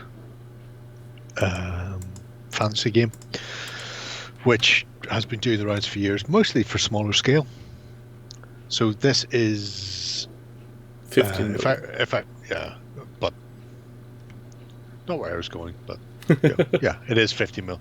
This is miniatures he already has painted. This is not the project that's coming. This is merely to whet your appetite in that if you've not seen Hordes of the Things to know what it is, then here is an example of a pre-painted army he has. However, what he is planning on doing is doing a set of 15 mil figures to supplement this. So enjoy these trolls slash chariots slash things, which are all alternative armies as well. But there's more to come, separate and distinct from what you're looking at. Do I really want to look at this? Don't worry, it's a upcoming Indie of the Week, so you'll be looking at it at some point in the not too distant. Yeah, but then I'm only looking, not tempted to hit some weird All right, no, buy in that buttons. case, you should definitely just start clicking through it randomly. I suggest having a look at the 28mm kit-ons as well, which are samurai cats. Samurai pizza cats. Oh, look, Pete's just said, look at the kit-on range. Nice. Are they fantasy or science fiction? Fantasy, but they're 28mm, so you need to move your ass out.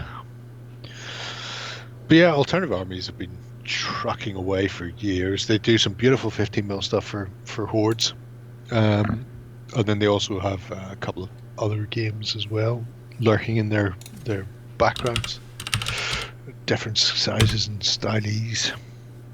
I'm pretty sure there's even a set of BDSM figures. I think. No, we're going to have to go and look for those now because, that would annoy me.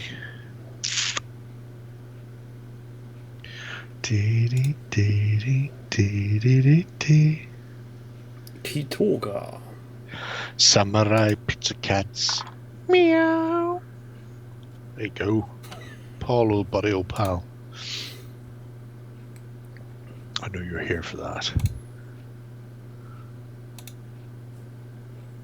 15mm sci-fi.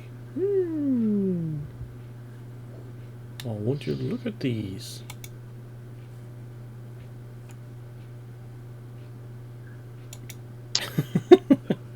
They're cute. It very much is, if you want to play Stargrunts. Or if you want to set fire to some Nazi tanks in an alternative World War II. Stoogs, you say? Fucking have at you. Yeah, so I'm going to follow this here project to see what he's doing with the alternative armies. Oh, you really should. Yes, I will. I mean, if you don't, then we'll be very disappointed. Yeah, nice link. I'm not going to look at this right now because Santa Kitten. Oh God, please give me a break. Who is thinking of these things? The torture chamber. There we go. I knew there was BDSM stuff in here somewhere. If you're looking for it, kids, high fantasy 28mm, the torture chamber. That's where you'll find the BDSM stuff. Glad we sorted that out. Please note, some of these codes contain adult themes, and while first images are censored, internal images of these codes are uncensored. Oh, that's nice. What he said, but in French. Pardon my clutching. I wonder, could you make a Kings of War kitten army? I don't see why not. It's up to you what you run it as. It's your game. Well. Make it your own it. Elves, obviously. Basileans, perhaps. Look at that. Oh, it's all filthy. It's like the porn I look at after you guys go home.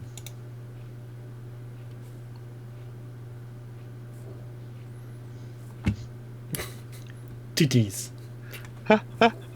I don't see why GW store wouldn't let you proxy those for Marines. What is your closest GW store? I'm trying to remember the guy's name who I went. Oh, fuck.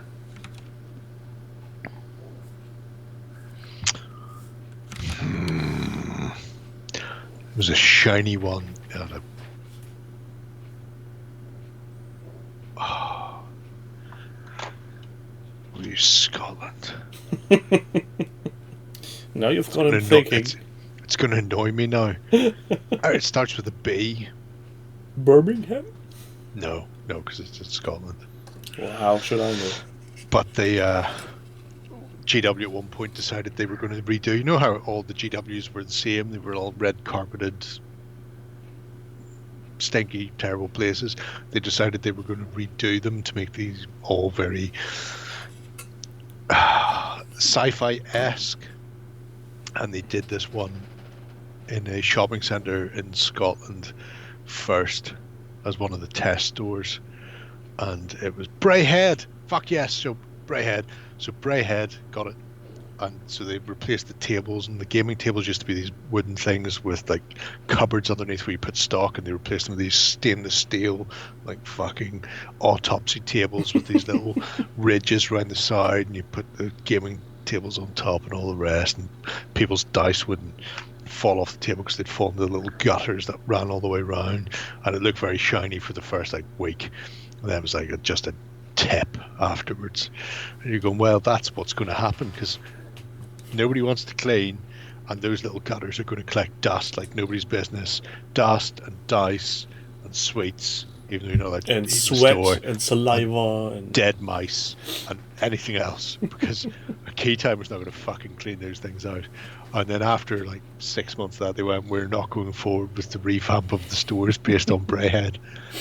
Good times. Good times. yeah, that's why you select a small test group before implementing Oh anything. yeah, very much so. Good old Brayhead. Sounds like a battle band. Brayhead. Getting mugged down memory lane, thinking my GW days. Anyway, we should probably So you're going to wake up tonight screaming at some point. I do that all the time anyway. This may just stave off sleep for a while. Sleep is for the weak. That's what they tell me. But not nonetheless. Oh, good Zoom. Goodbye. What was the one you kept in store? This one.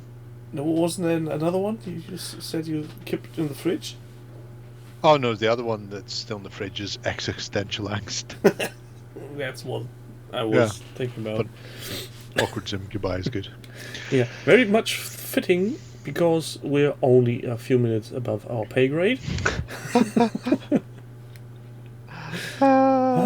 This is going to be a real interesting night. You can, and this is true, you can just go to sleep. You don't have to upload it right now.